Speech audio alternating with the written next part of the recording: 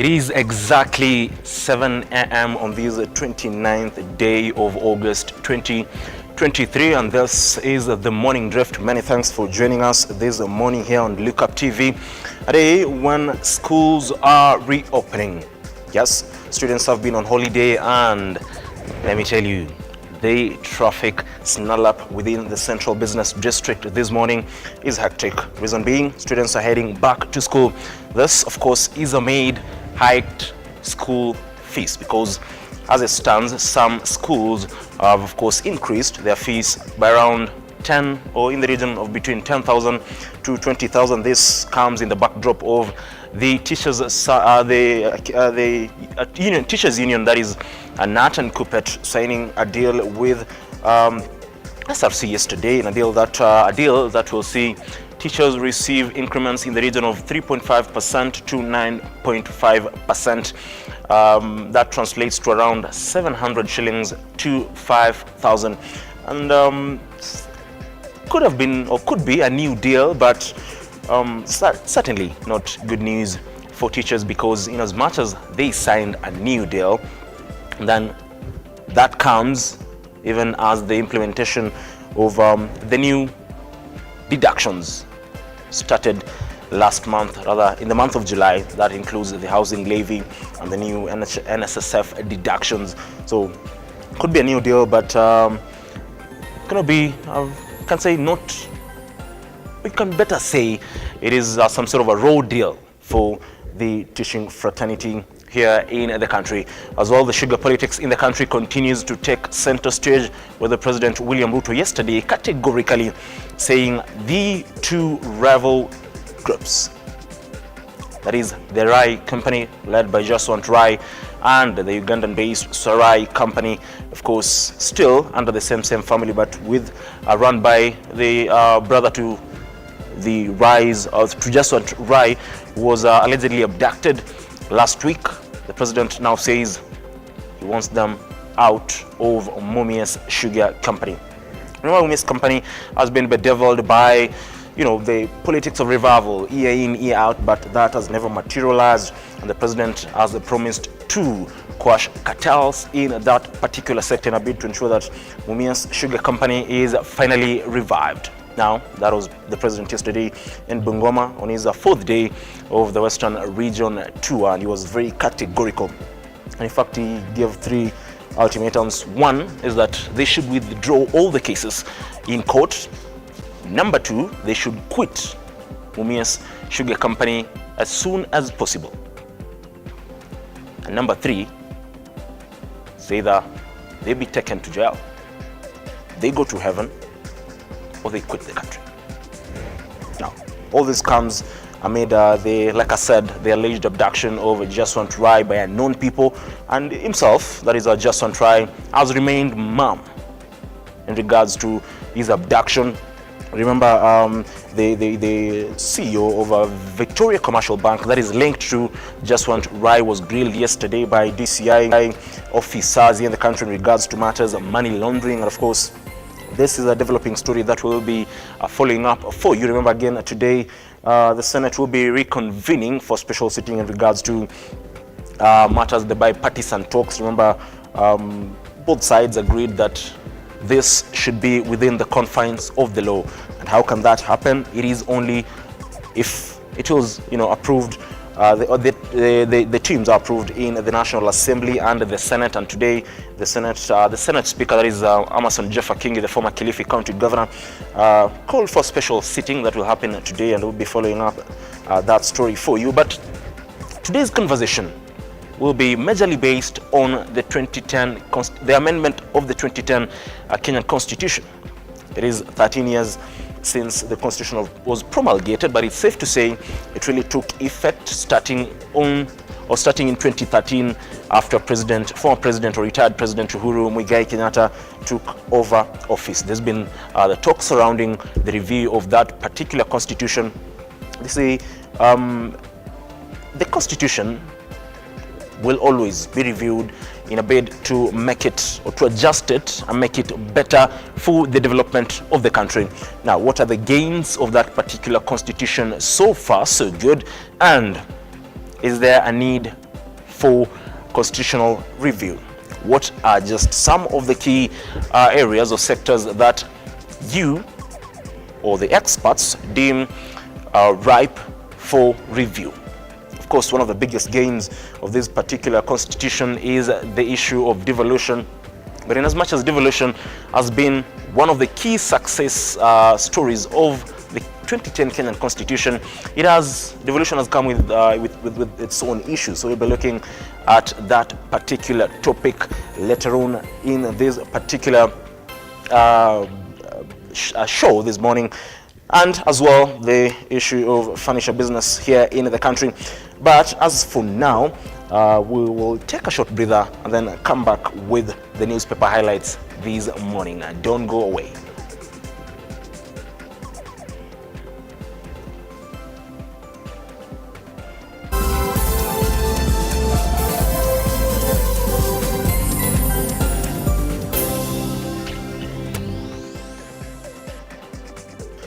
Many thanks for staying with us. Remember, you can watch this show live on Facebook and YouTube at Lookuptv. You can also engage with us at Lookuptv across all the social media platforms, on Twitter, on X rather. I don't know why I still refer to X as Twitter. It was changed to X ever since it was bought by Elon Musk. But you can engage with us on X, Instagram, Facebook as well. Now it's time for the newspaper highlights, and I beg we begin with this Standard this morning. And the big story surrounds the sugar politics here in the country, and they say RUTO weds into rise sugar woes. Now they say President William RUTO is in vowing to crush sugar cartels made reference to Jacinth Rai, who was abducted by known persons, saying he is a nobody to manipulate the industry. On Sunday, the president himself said, and I'll say exactly what he said: mambo ya muindi kizungu mingi hapa na pale hatuwezi kukubali. That is President William Ruto. Remember, during the campaign period, he was very vocal in regards to matters, cartels in this country, dealing with them and taking them head on. This particular sector, the sugar sector in this country, is a sector that has been taken over by cartels. And this has costed thousands of people in terms of employment, especially in the western region, which is a region that heavily depends on sugarcane farming and, of course, sugar production. And they say, like I said, DCS Lutz yesterday picked Victoria Commercial Bank CEO associated with Rai, questioning over Mumias lease saga. Now the president said court cases have to be dropped as they are stalling investment in the company, vowing to take action on the litigants. And they've quoted what President William Ruto said, and he said, "This is public property, and we will not allow individuals to grab property belonging to the people." Just one try. He's a sugar baron in this country, and remember, he runs Kabras Sugar. Is the Rai group is the group behind West Sugar, Naituri Sugar Company as well. So this is it's an ongoing saga, and only time will tell whether President William Ruto will walk the talk in regards to ensuring that Mumias Sugar Company is finally revived. Now, as well, there's the issue of the WorldCoin investigation. They say fine print in WorldCoin pact shows a risky deal. Today, the committee will be, of course, the inquiries are ongoing in regards to this particular WorldCoin saga in the country. Remember, thousands of Kenyans lined up to register themselves, and of course they had their eyes scanned for what they said was 7,000 shillings. That particular story, you can get more details on it on page 3 of the Standard. But on to one other big story, and they say teachers have nothing to smile about in pay deal. They say whereas the tutors will get between 3 to 10% raise, the same is eroded in new taxation measures. In new salary structure, the raise between 750 to 5,000. Now, 785 shillings is the lowest amount that teachers will get in the new salary deal. So, this is why I said this could be a raw deal. Because if at all as a teacher you get an increment of 785 shillings, you have to part ways with at least 360 shillings for the NSSF fund. There is still the housing levy. So if you deduct the NSSF and the housing levy, you are most likely to remain with your current salary, because 785 shillings might not even cover the two. So that is one of the reasons as to why I termed it as a seemingly raw deal. But just before we wrap up the Standard this morning, I beg we'll look at page 4, and they say fees shock as schools adjust budgets amid high inflation. They say in most schools, fees has been increased by between 10,000 Kenyan shillings to 20,000 Kenyan shillings. Head teachers say that they have had to devise ways to retain students in school. So, of course, anytime fees are increased, it is the parent who will have to burden that particular cost, even in the midst of the high cost of living and, of course, the skyrocketing and the ever-surging cost of common commodities. So even as students go back to school today, parents will have to pay the price. As well, the story on the increment on the deal between teachers and TSC and SLC is has been covered well on page 5 of this particular magazine or newspaper this morning. And on the back page, they say Mora's Golden Dance brings joy to Kenya on last day in Budapest. Of course, the team led by Faith Kipyegon, the 5,000 meters, 1,500 meters, and 1 mile world record holder, jetted into the country yesterday. Kenya topped the medal standings in regards to African countries with 10 medals, of course, followed by Ethiopia with 9 medals. On that note, I just want us to jump straight away to the Daily Nation this morning. And on the top of this particular newspaper, that is the Daily Nation, still the same story as the Standard, and of course it in regards to the performance of the Kenyan team in Budapest, Hungary. They just concluded World Athletic Championships, and they say gallant heroines lead medal charge to save Kenya the blushes. Yesterday I said it, because there's no single male athlete who bagged a gold medal for Kenya.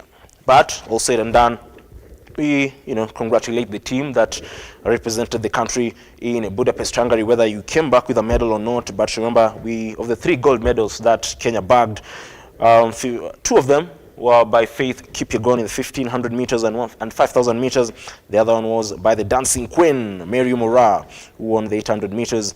Of course, the other the 3 silver won by Emmanuel Onyonyi, Daniel Simiyu, and Beatrice Chepkoech, with the 4 bronze medals won by Abraham Kibiwot, Faith Cherotich, who, by the way, is still a student in high school in Nandi County, I believe.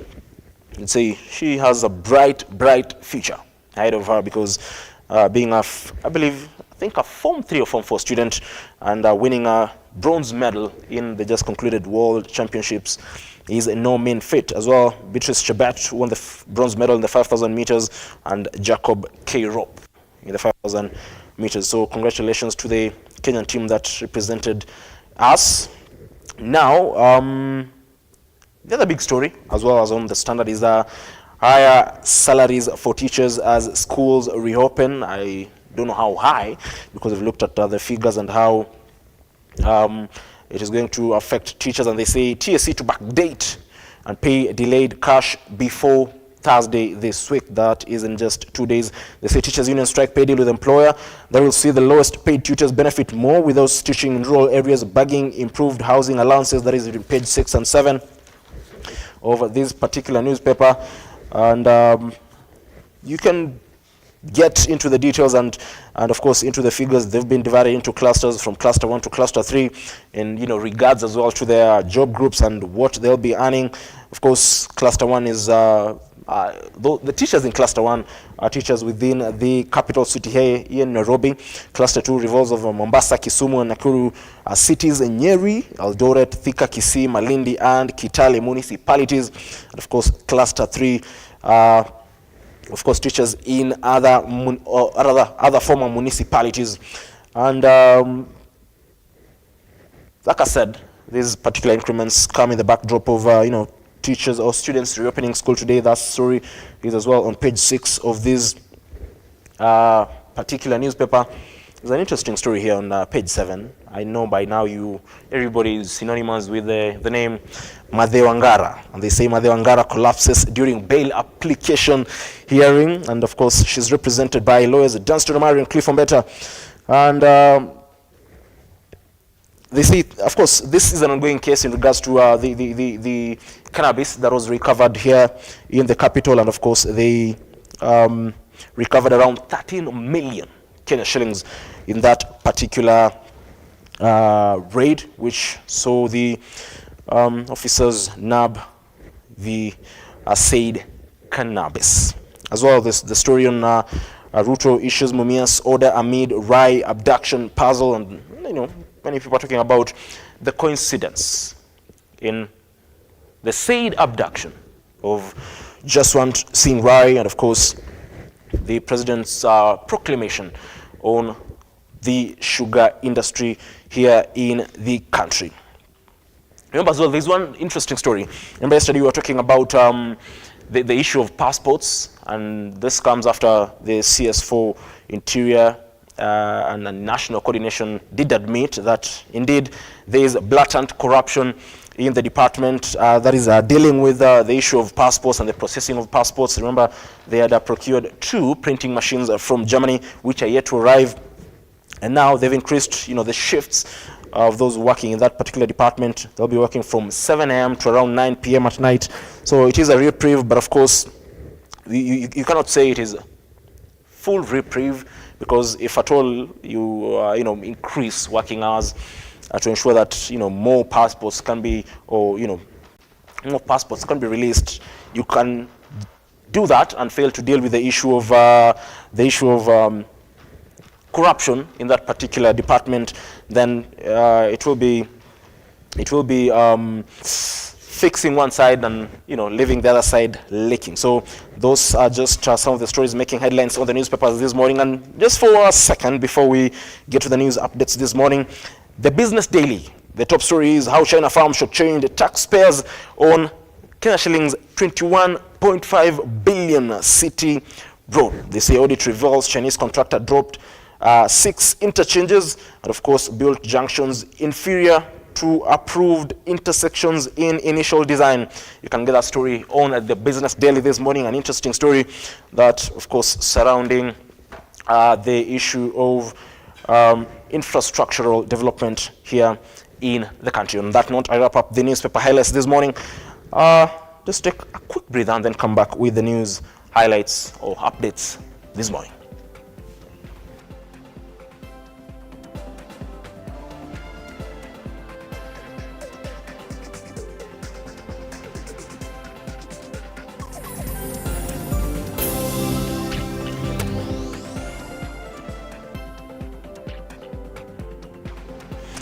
Well, it's time to, get into the updates or the news making headlines this morning.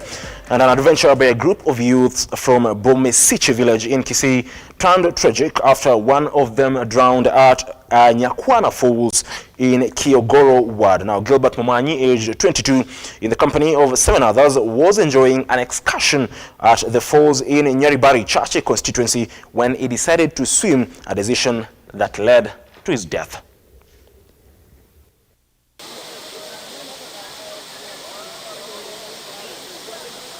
Seven young men went out for an adventure to experience the serenity and listening to nature make soothing sounds.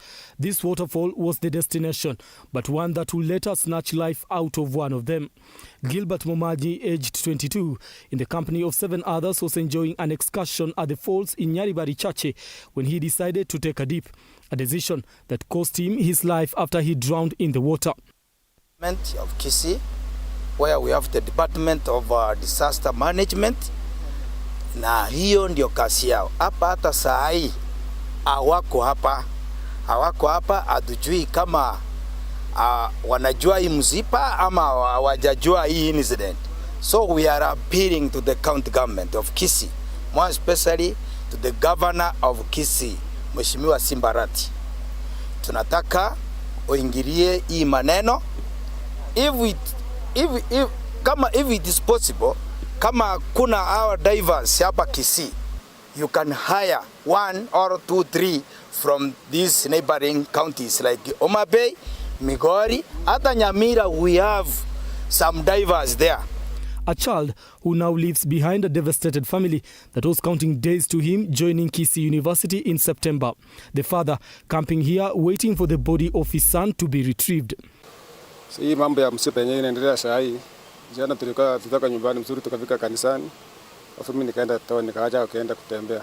Lakini baadaye nikasikia amekuja mpaka mtoni hapa kuangalia maji kidogo na vitu vingine kidogo. Lakini baadaye nikapigwa simu nikaambia kwamba mtoto yako kitu pate mumani ameingia kwa maji. Kutoka jana mpaka saa hii bado tunaenda kutafuta yani usaidizi. Lakini bado kwa saa hii bado hatujafaulu na bado tunaendelea siku ya pili. Bado tunasita kung'ang'ana tuone kama tutasapata serikali tusaidie kidogo angalau tutoe mwili kwa maji.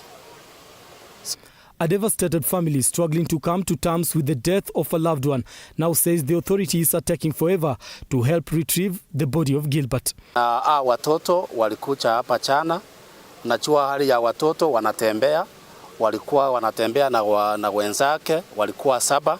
Walikuja hapa tu kuangalia mto huu, lakini bahati mbaya wakati walitaka tu kuogelea aliteresa kidogo akaanguka hapo ndani. Tulikuja jana wakati tulipigiwa simu tukaingia hapa, lakini hatukuwa na uwezo. We were helpless. Now we wanted the county to assist us. Up to this moment we have not seen any assistance at all. So we ask if they send Padu can assist us to get the body from the river.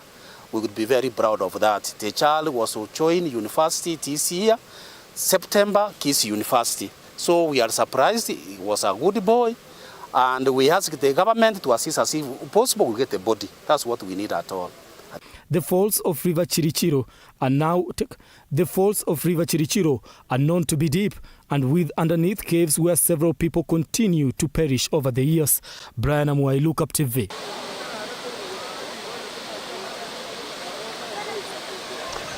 Moving forward, police in Lodwar have arrested 3 people who were in possession of close to 40 bags of bang estimated to be around 50,000 Kenya shillings. The 3 were arrested during a sting operation that saw the police also confiscate alcohol that is believed to be illegal. Police officers from Lodwar County have arrested 3 people in possession of close to 40 bags of bang worth 50,000 Kenya shillings and illegal alcohol.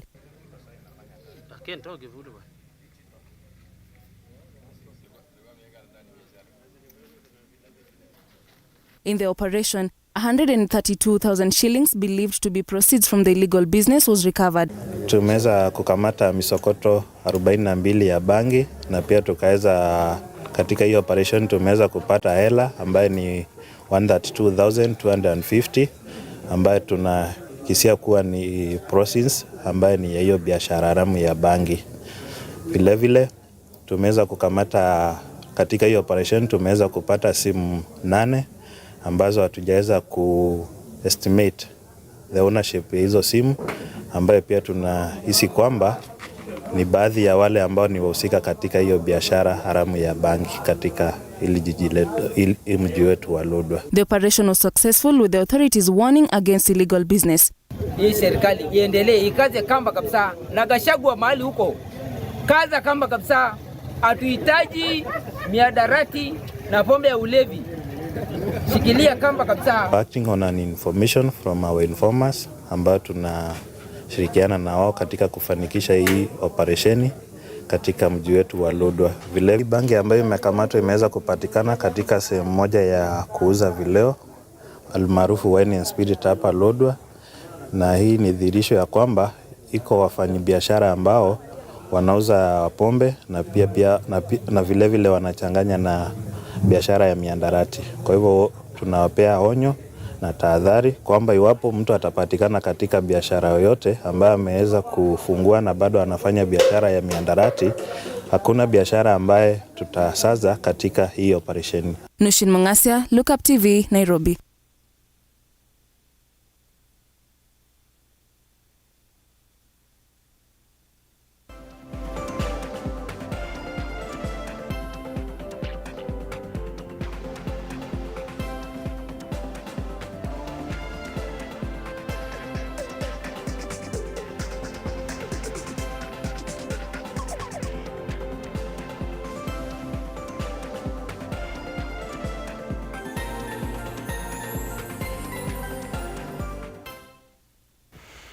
Now on to matters KDF recruitment, and Lieutenant General John Amwangi, the Vice Chief of the Defence Forces, yesterday launched the 2023 Kenya Defence Forces recruitment exercise at the Defence Headquarters here in the capital, Nairobi. The exercise commenced immediately at all the publicized recruiting centres nationwide.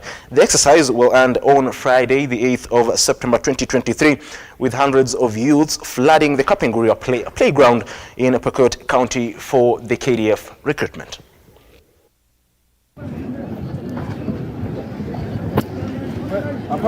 The nationwide recruitment for members of the Kenya Defence Forces kicks off today. Amid warnings against graft in the exercise, hundreds of potential recruits in different parts of the country took to the recruitment ground to try their luck. Kapenguria youths stand up to go through their exercise with the hope of emerging victorious for the love of duty.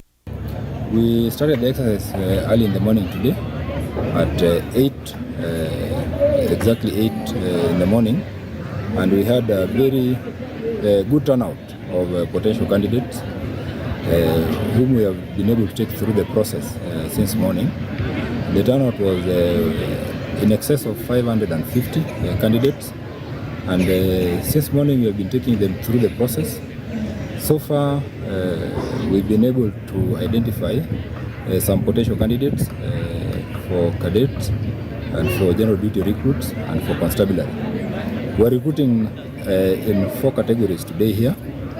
We have The residents have welcomed the exercise, which they say was devoid of any corruption activities. The Ministry of Defence had sent text messages to mobile subscribers warning them against fraudsters ahead of recruitment. And then after that, we'll identify a few whom we'll take through a medical process. At the end of it, we hope to get the best candidate from this region who will be able to join the Kenya Defence Forces. We hope to finish the exercise in time, and we are very appreciative to the people of this area for showing confidence and coming in large numbers to try out for the Kenya Defence Forces. What I'd like to say is that I'd want to warn the general public against acts of corruption. I want to assure the people of this area that this exercise is free, is fair, and is very transparent. And those whom will recruit, everybody will be able to see that the exercise at the end of it is very free and very fair. Nataka niombe tu kwamba wataendelea vile wameanza, waweze kufanyia tu haki kila mtu. Wale watoto watakuja hapa, mwenye atapata apate, mwenye hatapata aridhike naye. Pili, President juzi alitangaza kwamba tunataka tuwarecruit watoto wetu pasipo kuwa na hongo, pasipo kuitisha hata shilingi moja, kwa sababu watoto wote hawana uwezo. Kuna wenye wanatoka familia ambao haijiwezi, na ni serikali kuwasaidia na kuwatetea na viongozi kuwashika mkono ili waweze kunyanyuka na waweze kusimama na wafanane sawa na watu wengine. The ministry has partnered with various stakeholders, including the Police for Action amid reports cons that are demanding up to 400,000 Kenyan shillings for calling letters for one to join the KDF. Vice Chief of Defence Forces Lieutenant General John Amwangi officiated the exercise in Nairobi, warning against bribery for anyone to be recruited. The ministry announced new recruitment into Kenya Defence Forces in the months of August and September this year. KDF is seeking to hire General Service Officer, GSO, cadets, that is, regular and graduate degree holders, specialist officers, general duty recruits, tradesmen and tradeswomen, and Defence Forces constables. Ruga Ival, Lookuptv. On to the controversial power blackout on Energy Cabinet Secretary. Davis Churchill now says that the ministry is yet to restore the Lake Turkana wind power plant to the grid. Speaking yesterday, the CS said that they're trying to find out the cause of the problem.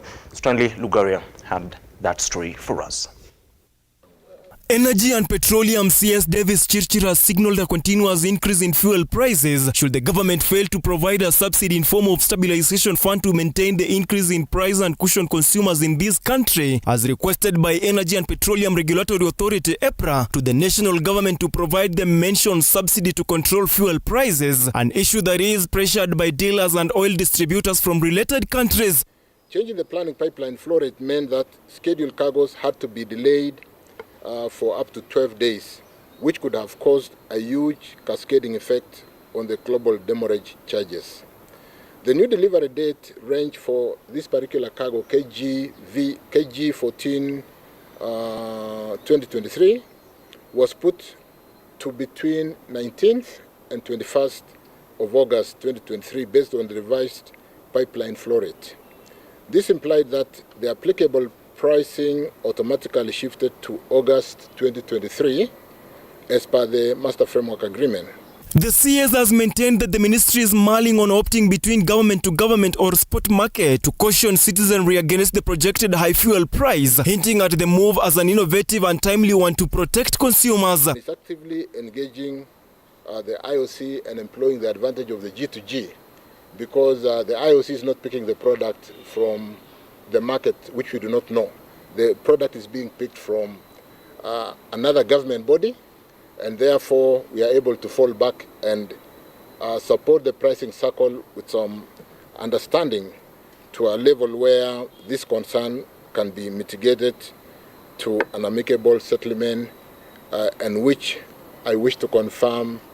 I want to do the cabinet meeting tomorrow, and by end of day tomorrow, maybe Wednesday, have a clear position on an understanding that it should be July or August. But that should not be a problem, because we will leverage on our G2G advantage and be able to seek to see why we should not price it for July as opposed to pricing in August. Chirchir has indicated that the Ministry of Energy is continuing negotiations between them and the countries that sell the oil, following the delayed oil cargo shipment worth up to 1.7 billion shillings, which was expected by the ministry to dock in the country this month, with the applicable price of July 2023. Changing the delivery date without changing the pricing month would therefore breach the agreement, the MFA agreement, the Master Framework Agreement.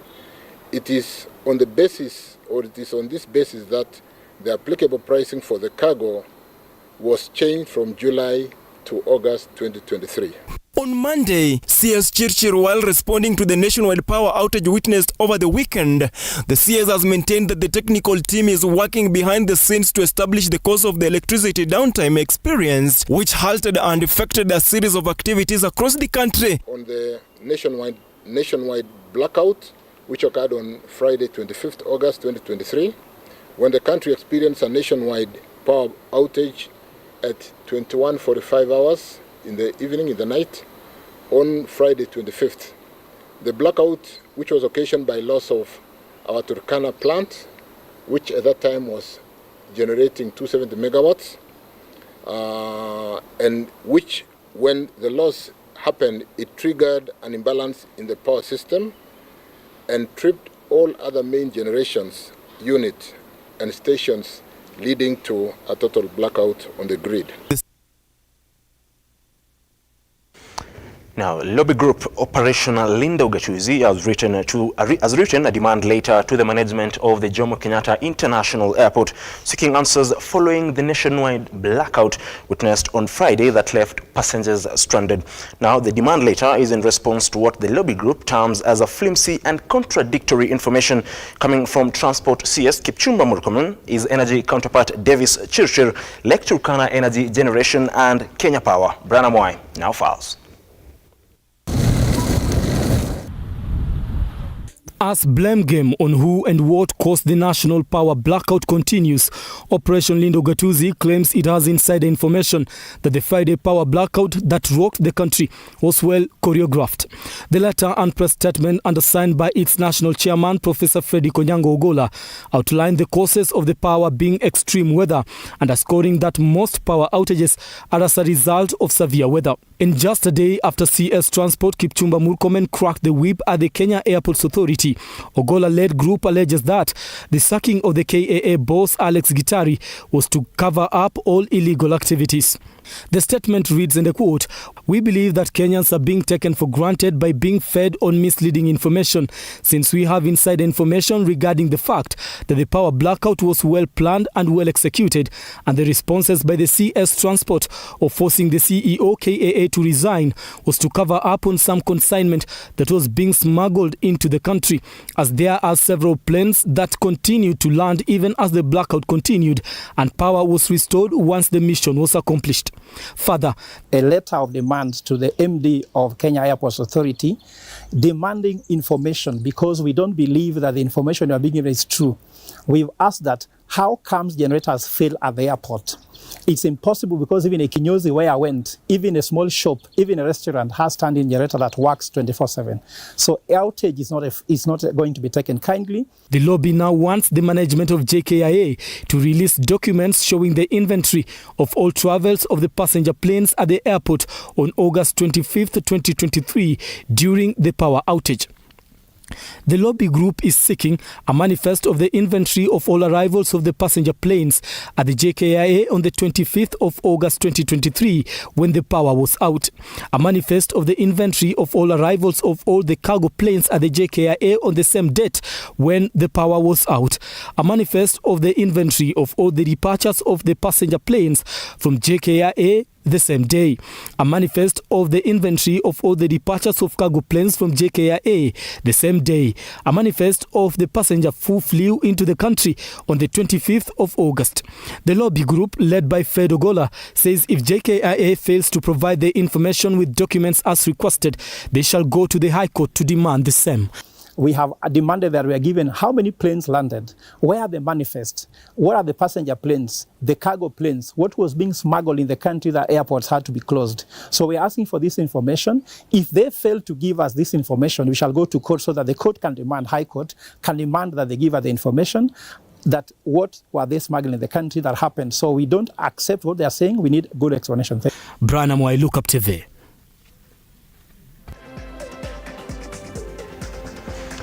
Well, that story by Brian Amwai wraps up our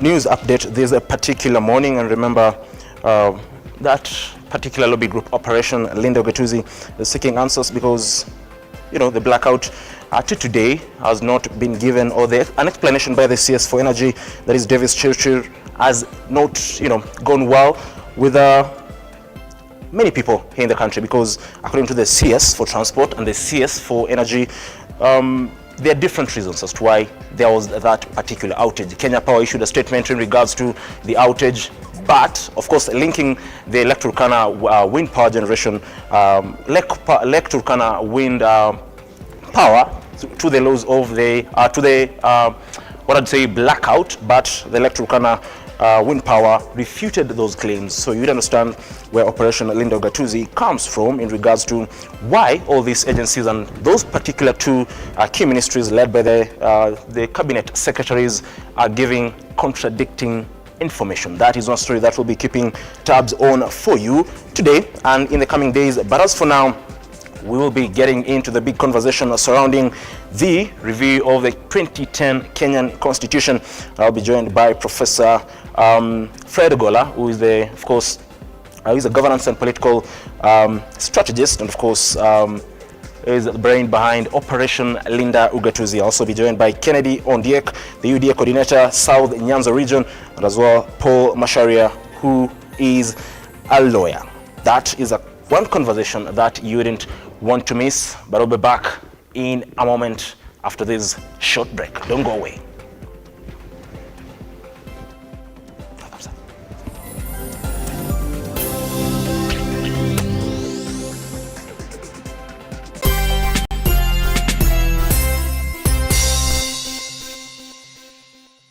Realize your home ownership dream by investing in Brookvale Tuala, a magnificent prime residential property located in Ongata, Rongai. Brookvale Tuala by Safaricom Investment Cooperative overlooks the majestic Ngong Hills and lies only 24 kilometers from Nairobi CBD. The project boasts of well-serviced plots with a perimeter wall, graded roads and a borehole. 50 by 100 plots are going for 1.4 million shillings with a flexible payment plan of up to 6 months. To book your plot, call 0729 121212 today. Safaricom Investment Cooperative, the investment partner of choice.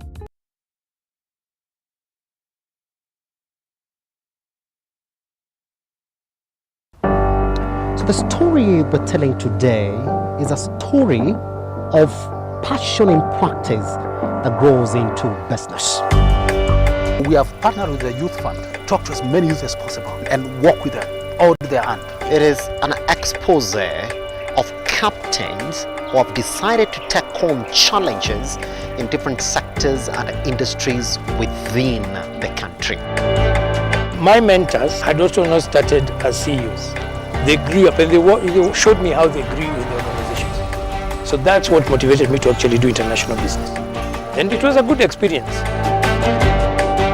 As an individual, support in bridging that care gap, part of me also to offer a solution.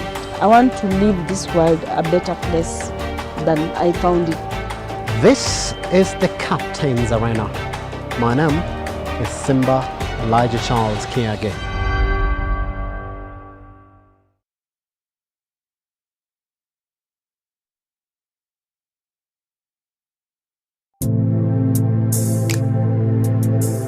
Praise the Lord and Bwana Yesu asifiwe sana.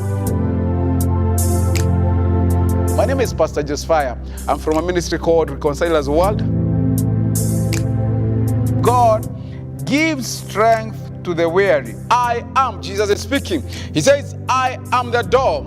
Then he says, anyone who enters in through me will be saved. The Lord is my shepherd or shepherd. Then he says, I will always have everything I need. God desires to guide you. He's telling you that this day, don't just trust the Lord, but he's telling you, trust the Lord widely.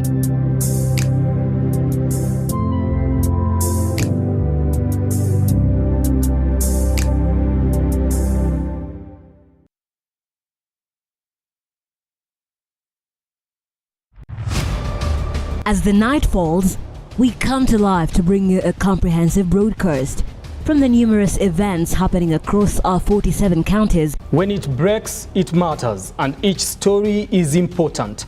If it's Thursday, join me, Nancy Lima, and my able panelists as we break down the law jargons and analyze the Constitution in a way only you can understand. The news cycle never stops, neither does time. We cover each and every sector and present to you factual and accurate occurrences. This is where facts win the day. Join me, Nancy Lima, Ian Keitany, Tuesday, every Wednesday, Thursday, as from 9 p.m. on The Insight, only on Lookuptv.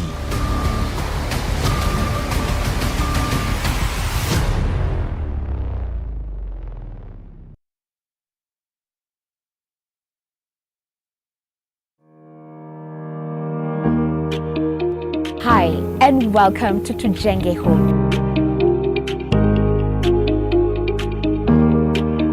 Your number one show when it comes to all things architecture, real estate, property development, interior design. You get it right here on Tujenge Home. When the food is ready. You want to serve them? Dinner is served.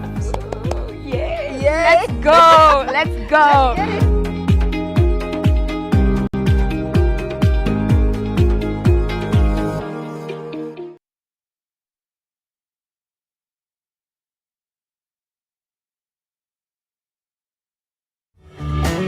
Beautiful, wonderful, glorious. We are having the show that we share entitled Shepherd Voice. I'm waiting for you to get me to Kenya. That's what I'm waiting for you. God is the source of every blessings that flow into your life. And I know that God is going to bless you and to do a new thing. Pray. Pray.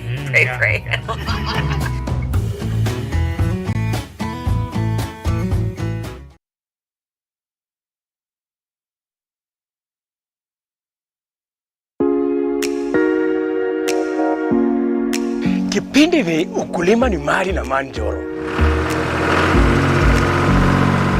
Every Sunday, saa 10.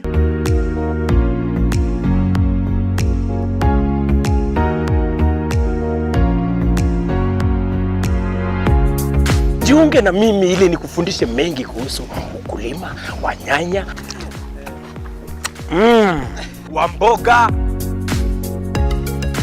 kuweka ng'ombe, kila kitu ambayo inahusikana na ukulima, ili ujifundishe mengi, uweze kujua ukulima pia ni mali. Kumbuka kipindi ni nini? Kipindi ni ukulima ni mali, na Manjoro upate hela.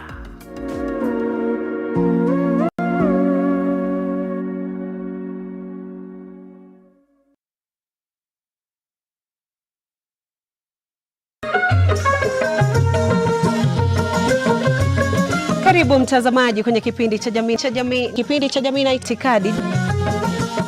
Kaini kitako tuna mengi. Mapenzi yanapoanza watu huitana bebi na majina mengine matamu, lakini baadaye penzi linapogeuka na kuwa shubiri, mtu anafikia kwenda kumtafuta mke mwingine. Itakuwaje? Yule wa kwake nyumbani labda hajamridhisha. Ni sawa ama vipi Maliki? Dadangu, wanaume ni kama maembe. Huyu ni mwanamume atakuja abadiliki. Mwanaume mwenye wanawake wengi hata katika uchumba, kwenye ndoa ataendelea.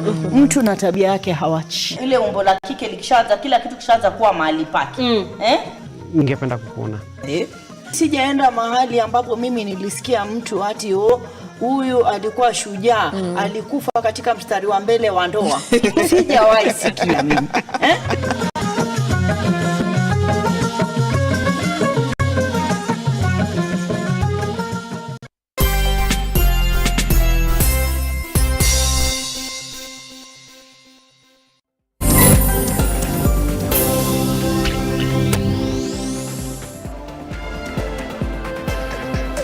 Well, thank you very much for staying with us. This is the Morning Drift here on Lookuptv, and it's just in time for the big conversation surrounding the amendment of the Kenyan 2010 Constitution.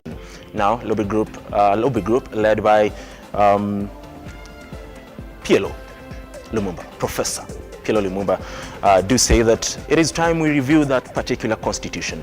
And of course, they said they will embark on a drive to collect at least 1 million signatures. That is, by the way, stipulated in the Constitution, I believe, around Article 257, that it should be the common man or mwananchi should be involved. Remember, there have been previous, there's been attempts to, of course, review this Constitution. Remember, there was the Third Way Alliance was with the Punguza Mzigo, I believe, which did not see the light of day. There was the BBI initiative, which again did not see the light of day after it was quashed by the courts. It was termed as unconstitutional, null and void. There have been attempts to, of course, amend this constitution, but all of them did not bear any fruit. Question is it time to review or amend the Kenyan constitution 13 years later after it was promulgated? Joining me this morning is Mr. Ondiek. Thank you very much for joining us, sir. Good morning. Thank you very much. Professor Fedogola, good morning to you, and thank you very much for coming. On my far right is Wakili Paul Masharia. Good morning, Wakili. Good morning. I want to begin with you, Wakili. We've been talking about reviewing the Kenyan constitution.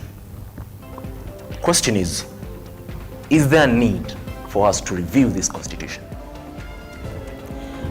Thank you for the question, and I wish to point out that though our Constitution 2010 is referred to one of the progressive documents that we have in terms of the provisions for the rights of the individuals, the protection of the integrity of the process and the democracy, the rule of law, I believe one of the things that we understand, law is not made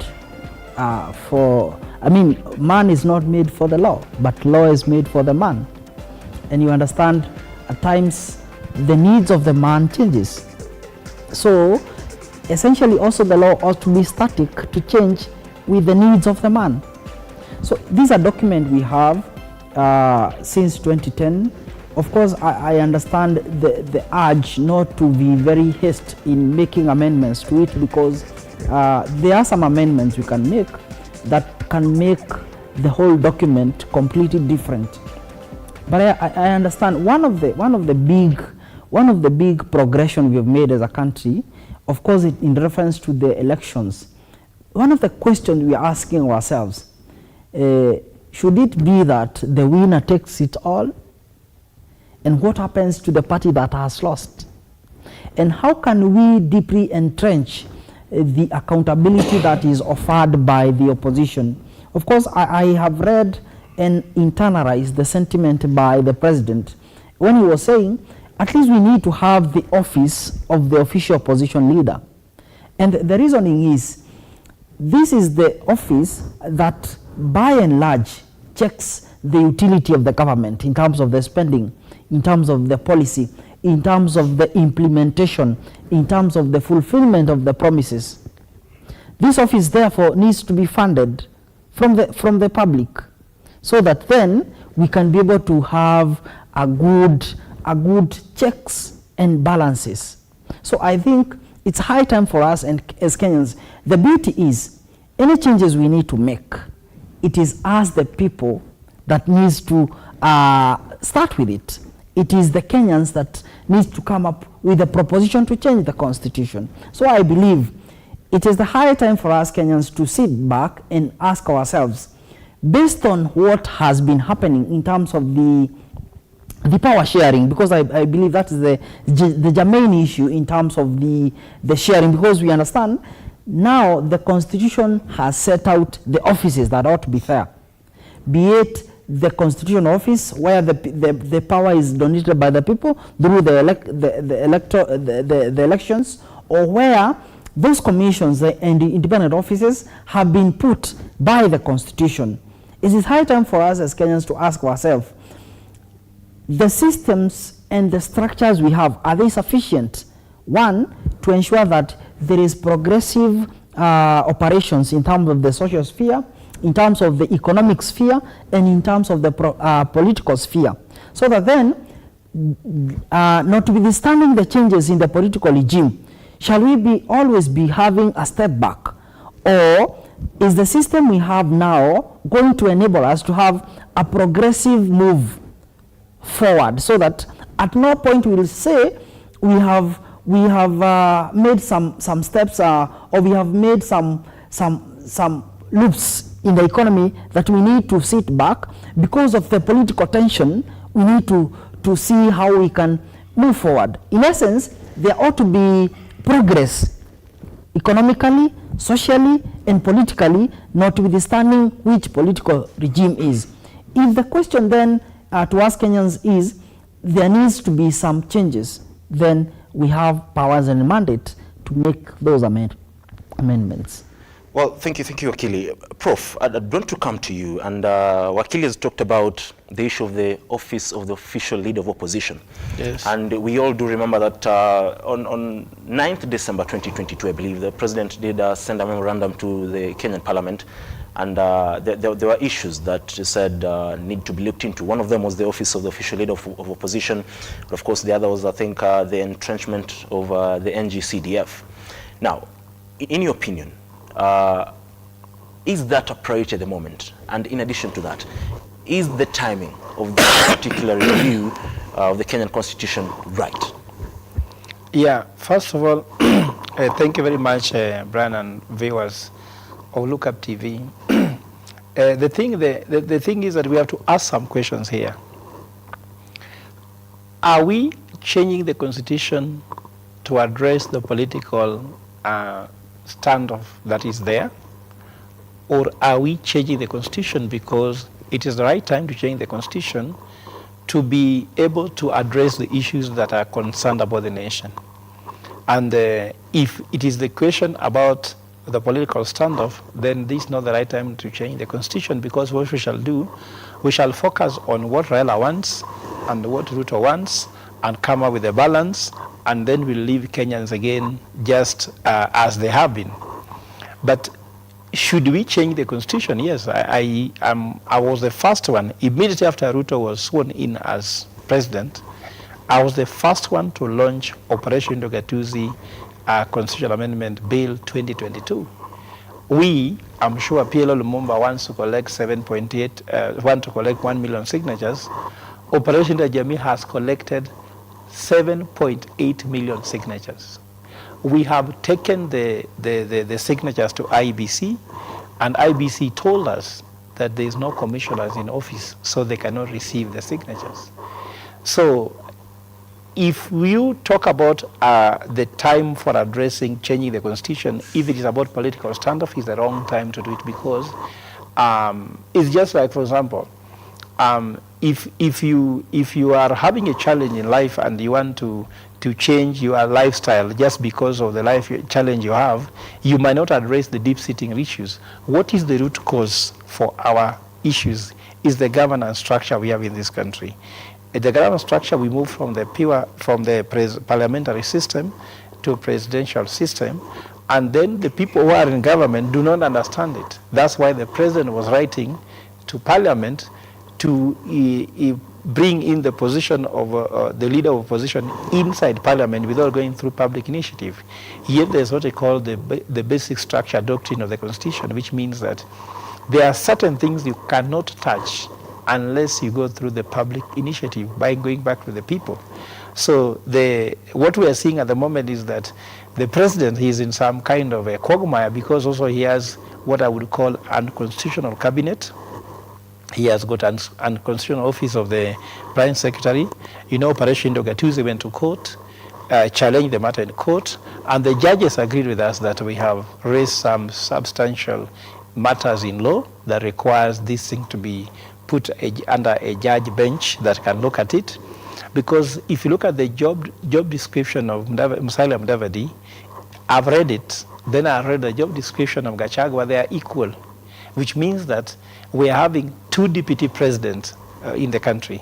JDs are exactly the same. Then secondly, the structure of Musalia Mudavadi's job is like he's a prefect of the cabinet.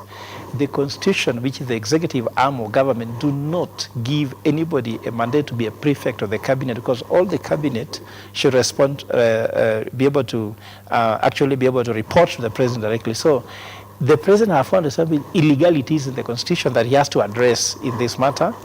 On the other side, azimio people found out that with the winner take it all, with the lack of leader of opposition and the rest, they do not have anything to hold on.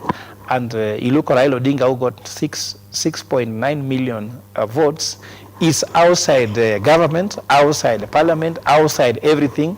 He can only go to the street. So there is a need for them to come back and say, how can they benefit? And for me, I found it for very cynical reasons that they want to it. And PLO Lumumba, I want to challenge Professor PLO Lumumba that he knows and is aware that the Third Way Alliance came out with Punguza Mzigo. He knows Operation Tuesday came out with another bill. Why are they coming with another bill? Why don't we come with a way on which we can have people driven? Because for me, if we want to change the constitution, we need to do it this way. All the constitution we have changed in Kenya has been driven by politicians. So what happens is that politicians are working all the nusu mkati, a quarter mkati, and the rest, while citizens are just getting the breadcrumbs.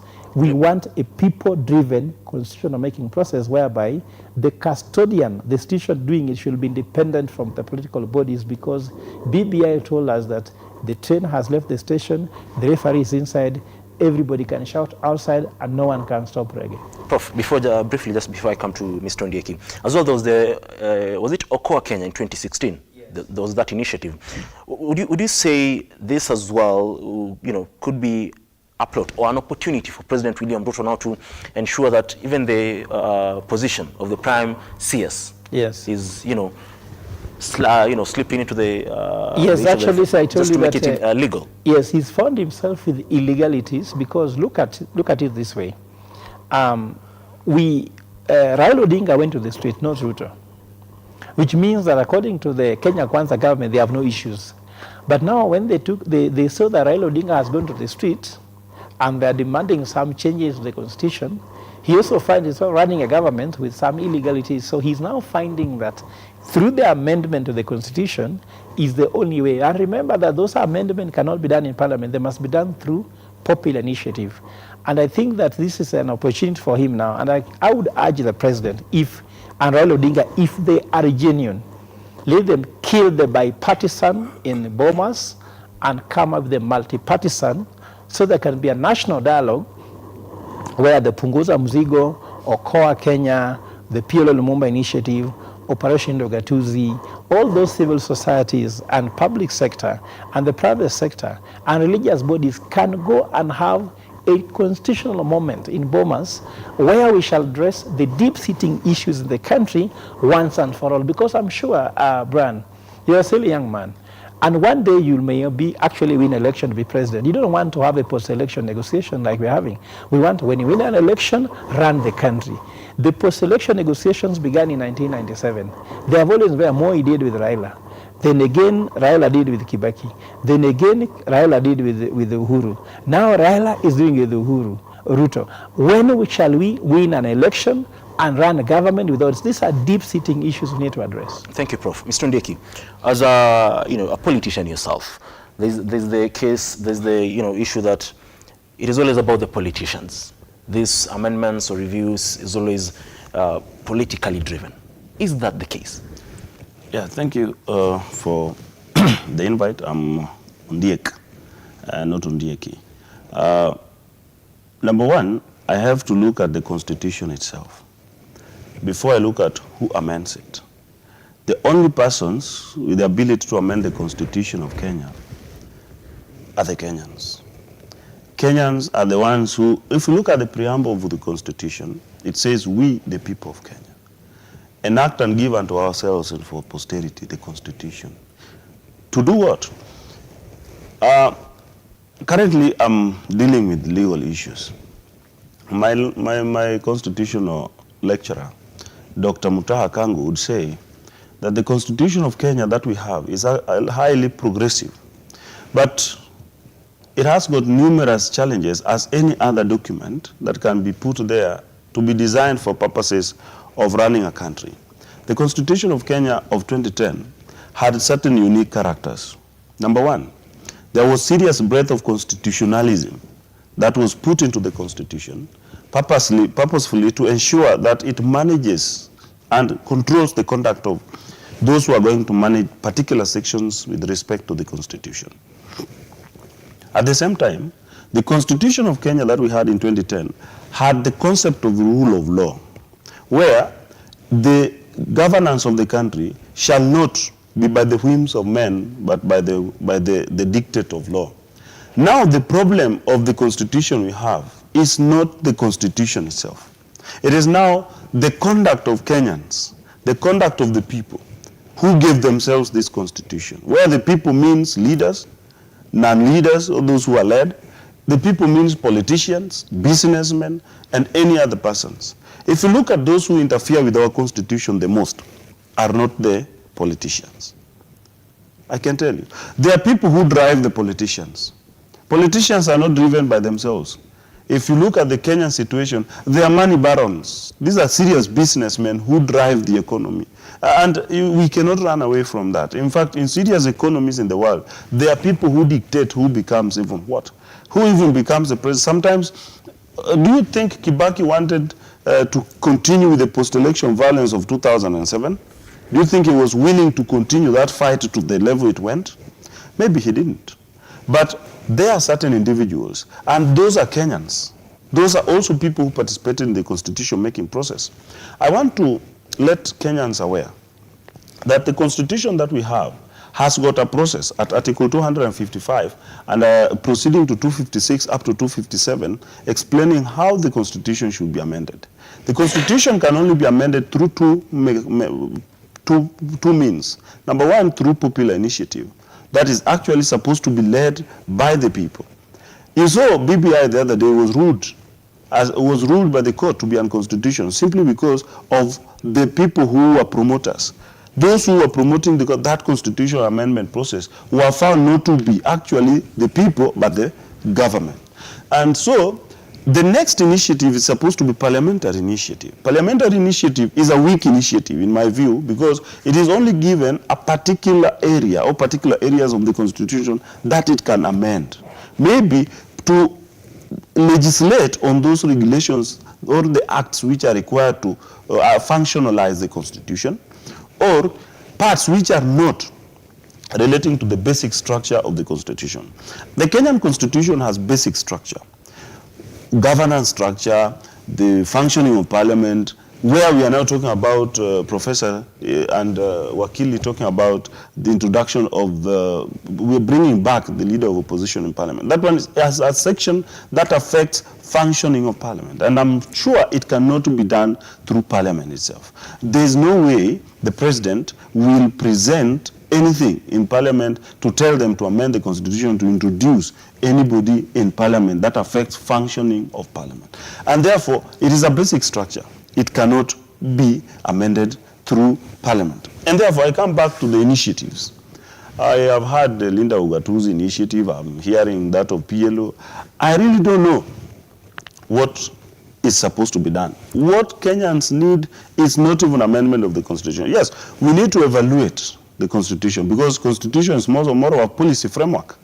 It is when we look at the social contract in the Thomas Hobbesian theory, the natural rights, the natural justice, we came from the naturalistic environment where everyone had his own rights and they were able to procure for them depending on how they were strong.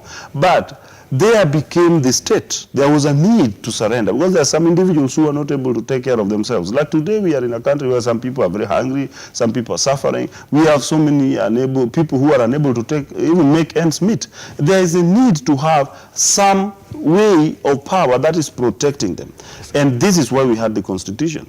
Because constitution was now to organize and manage and develop power, so that there was management of resources, there was distribution of these resources, and also development of these resources so that we ensure protection of human dignity.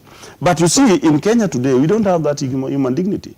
And therefore, there is a need for us to reevaluate our social contract in the form of our constitution so that we see whether it is able to protect that particular human dignity as provided under Article 28 of the Constitution of Kenya, and also part of our principles, values, of national values and principles of governance under Article 10 of the Constitution. Mr. Ondiek, apologies for calling you Mr. Ondiek. But Mr. Ondiek, you've talked about politicians being controlled by the so-called money barons, like you put it. But let me ask you, if at all they're controlled by these money barons, you'd want to think that is the failure on their part, because as parliamentarians or as politicians in the Senate, in the National Assembly, they are the custodians of this particular constitution. Who is a politician? We need to get back to the definition, because I'm sure Professor Gola here might be an activist today, but he's going to be in politics tomorrow. Exactly what I'm in politics, and I was in politics, but today I'm not in. That is what I've said, those in the National Assembly. Everyone in this country is a politician because the Constitution allows everyone in this country to be in politics. Mr. Ondiek, I've specifically said those in the National Assembly and those in the Senate. So are you talking of elected leaders? Yes, elected leaders. If at all they cannot be custodians of that particular law, then that can be termed as a failure on their part, because and they are the gateway to the challenges that have faced the implementation of various parts or articles of this particular Constitution is not an instantaneous thing. Constitution is a progressive thing. You are a journalist today, and tomorrow you are going to be a member of parliament. How many journalists are in parliament today? How many lawyers are in parliament today? How many businessmen are in parliament today? How many doctors are in parliament today? No one has a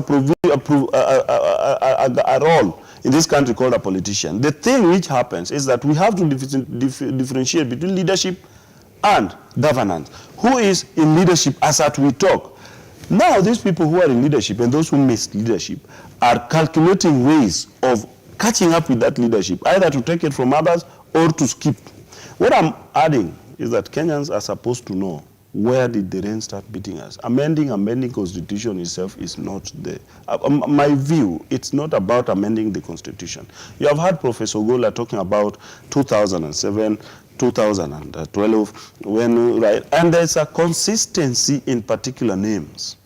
And it's particular name who is never happy and always looking for amendments and always looking for everything. When we looked at National Accord, that was more of a constitutional amendment. And it was in favor of somebody. When we looked at 2002, there were some things. It was in favor of somebody. Today, during the handshake, there was some sort of a request that there be a constitutional amendment. It was propelled by somebody. And today, there is already a mooting process to amend the constitution. You will find that the people propelling these things might be that particular somebody, so that a position is created. When will we, as a country, survive the threats of one person? How can we? So it is not the political class The political class is only coming in because this is a political process. I'm telling you, there's no day you will have a constitutional amendment without politicians. It will never start. And that is why Kura Court failed. He tried not to be a politician. He ended up being in politics. Everyone, Professor Gola will try, and then he will end up in politics. Professor Gola wants to weigh in, but Professor, on your end, you know, Mr. Ondeki is talking about everybody wanting to advance their interests, because today I might be there, but tomorrow I may not be there. So I want to see a way that, you know, it can favor me if at all anything happens in between. But the real question is, and the biggest question on the table is, there have been challenges in implementing this particular constitution, and you'd want to attribute some of the challenges to the lack of what you'd say goodwill, probably political goodwill, in regards to overseeing that or ensuring that this constitution is implemented fully. So, Brian, let me say that he calls you a young man. You ask very intelligent question by asking, who is the custodian? The constitution has already even envisaged that people might try to manipulate the constitution, and even that's why a head of state must be sworn in with the constitution, and that he will uphold and protect the constitution. It's clear. Even members of parliament, elected officials, senate, county assemblies, governors, and the rest, they have to be sworn in, and they are going to protect the constitution. With the judiciary, also, they get sworn in, they take an oath to office. We have cabinet secretaries. So there's a role, there are people who have a role to protect and to uphold the constitution. So no matter how much they're being pushed by politics, that's why they say there should be no favor, and actually there should be no fear or favor. Actually, those are some of the words they have to mention when they're taking oath of office. So those custodians are there. And then secondly, now, when it comes to the issue of, you are talking about what's called enactment of the Constitution. Because the Constitution can be promulgated, then it must be enacted. So I'm happy with my brother here who says that his professor has said that the Constitution of Kenya is very progressive, but it has lacked a lot of enactment to make it come to force. And some of them are for serious self-interest. For example, you remember that when there's the Bill of Rights in the Constitution of Kenya is the most progressive one. Even Kenyans have right to water. Kenyans have right to food. Kenyans have right to energy. They have rights to healthcare. They have rights to education. They have rights to, all the rights are there. But enactment on how you can enjoy that right is not there.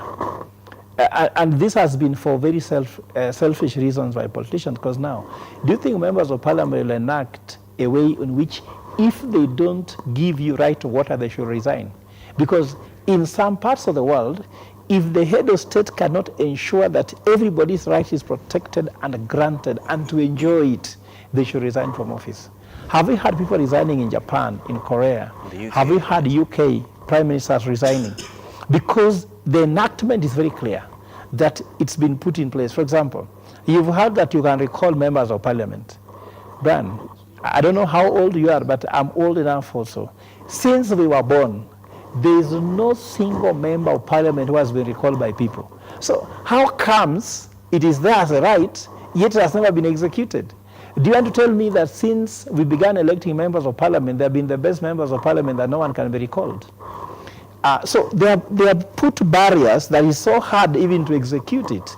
Another one I can tell you, this now touches on Raila Odinga. There was that thing whereby you can recall, you can be able to, you can exercise your powers directly. For example, when he was saying he was collecting the 10 million signatures so that you can remove the president from office, isn't it? Now, that is there in the Constitution, but there's been no enactment. Where do you take the 10 million signatures? How do you execute it? And maybe because the Constitution 2020 was passed, Raila Odinga in 2010 had the best chance of being president. Anyone could tell you. In fact, he knows it. And that's why many people believe, myself also believe, that Raila Odinga was destined to be president.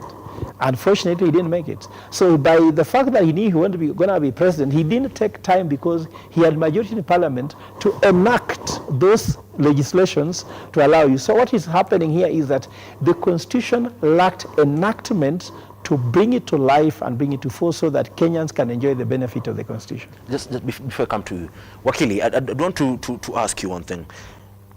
What would you term as one of the biggest achievements of the 2010 Kenyan Constitution, and on your capacity, or in your capacity as a lawyer? There's the issue of judicial independence. Do you believe that has fully taken effect ever since the Constitution was promulgated? Thank you. And indeed, put differently, one of the biggest gains we have through the Constitution 2010, it has been mentioned about Chapter 4 on the Bill of Rights. Most of the entrenchments there has been attempt by the government to give effect to them. A good example is Article 43, which talks about the social aspect, things to do with health, things to do with food, water, the social aspect. We call them economic and social rights.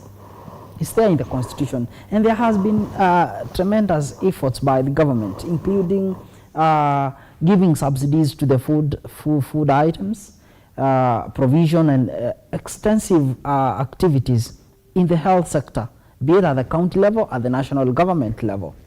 We have also seen the issue of culture. There has been deliberate efforts by the government to ensure that there is development in terms of the culture.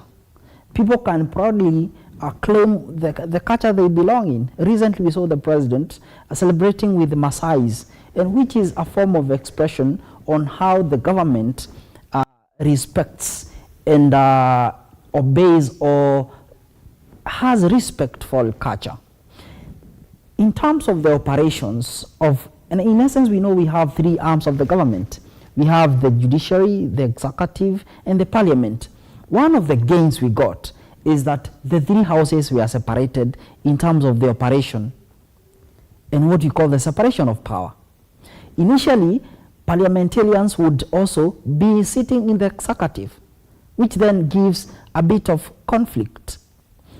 Initially, the fund that the judiciary gets was by and large dictated by the executive. Initially, before the 2010, the judges would hesitate to make a decision because of the fear on what may happen to them if they make a decision that goes against the government. We have seen judges pronouncing themselves even against the pronouncement of the president. That, in essence, tells you that there is a bit of independence in terms of operations, and there is also separation of power. In essence, when you're talking about the arms of the government, the doctrine of the separation of power and the independence of operation, it doesn't mean that the arms are not dependent at all. The dependence comes when we are focusing on a particular agenda. For example, all the three arms of the government are supposed to be guided by the Constitution. So the Constitution is the converging point where the executive gets its mandates and operations procedures, the judiciary gets its mandates and operation procedure, the parliament as well gets its mandates and operation procedures. And I think, as mentioned by my colleagues, one of the problems we have, and I think Professor Okoth-Ogendo saw this, at times we have, in Africa and in many parts of the world, we have constitutions without constitutionalism. We have a constitutional document, but as to the spirit of what the Constitution speaks about, the arms of the government are not keen to follow it. A good example is, in the Constitution, there is what we call the rule of law. And the rule of law is that what the law says is that which ought to be obeyed. If, for example, the law gives the president a mandate to do a particular thing, the president cannot go beyond that mandate. If the parliament is supposed to enact a law within a particular framework, it cannot fail or enact a law that does not conform with the Constitution. So I think the challenge notwithstanding the issue of the physical challenges, the political differences, the political non-goodwill, the constitutionalism of the organs of the government is also one of the challenge that we are facing. But strictly speaking, the Constitution 2010 has tried to make some progress. And I've said in terms of the Bill of Rights, that has been very robust. In terms of the separation of powers, that has been provided. But in terms of the checks and balances between these organs, that is still a milestone we need to go. And in terms of the independence that is dependent on each other, it's still some miles to go. Well, Wakili, there's really a lot to look into in regards to the Bill of Rights and even the freedoms. But I just want us to go on a break, but there's still the conversation surrounding, even as you talk about some of the gains that we've had in this constitution, and then you'd want to say probably devolution has been one of the biggest gains, despite the shortcomings that has come with it. There's the issue because the lobby groups led by Professor Pilo Lumumba do say that there's a need to relook into the architecture of the executive, the architecture of the legislature. So after the break, we'll look really deeply into that, and probably there's the issue of it being people-driven. There's people-driven, it can be people-driven, but at the end of the day, is it people-centered? So we'll be looking into that. But on that note, we'll go on a short commercial break, but don't go away because we'll be coming back with that particular conversation.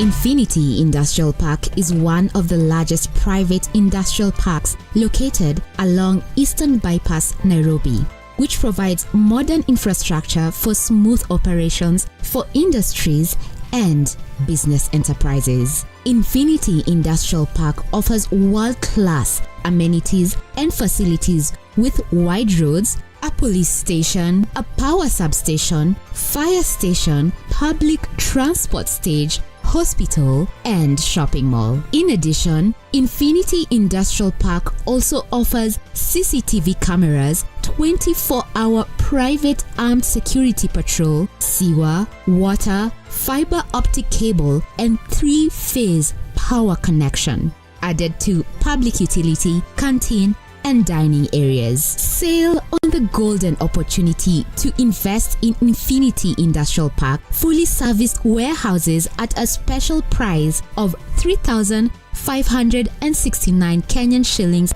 per square foot. For more inquiries, visit our website infinityindustrialpark.com.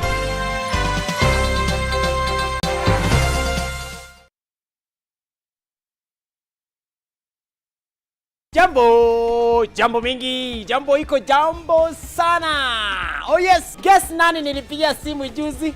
Vivian wa Huruma Ngei. Leo ploti lazima inuke kitu mzuri. Sausage, bacon, nini uko nao Vivian? Nimenunua chicken. Chicken, unga ya chapati, ya mandazi. Umecheza loto kwa muda gani sasa? Nilianza last year, nikafika nikachoka, nikaacha, tena this year nikajaribu kama mara 4 hivi, lakini sasa imefua. Unajua juzi nilikupigia simu, ulisikiaje juzi nikikwambia umeshinda 100k worth of shopping voucher? Kwanza nilishtuka, sikuwa naamini kama nimeshinda. Lakini juu nishaiwatch watu wameshinda, nilikuja nikaamini. Ndio hiyo. Utaambia watu nini? Watu ambao wako nyumbani, watu ambao wanaangalia. Utaambia Wakenya nini? Cheza loto. Loto ni ukweli na usikufe moyo. Sasa ile unakufa moyo, kuna kitu inakusukuma ya kuambia jaribu. Ukijaribu tu ni hivyo. Over 18s only. Gaming can be addictive. Play responsibly. This message has been approved by the BCLB. Changamka, cheza loto.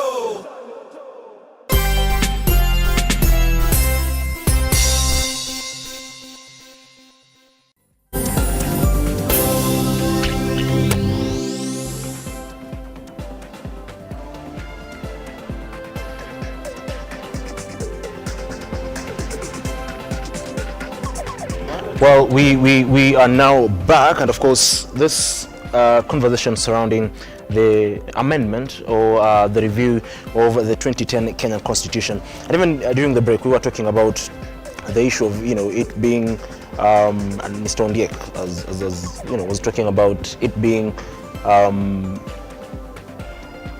or the attempts being, to address it being people-driven, but is talking about it being about an individual.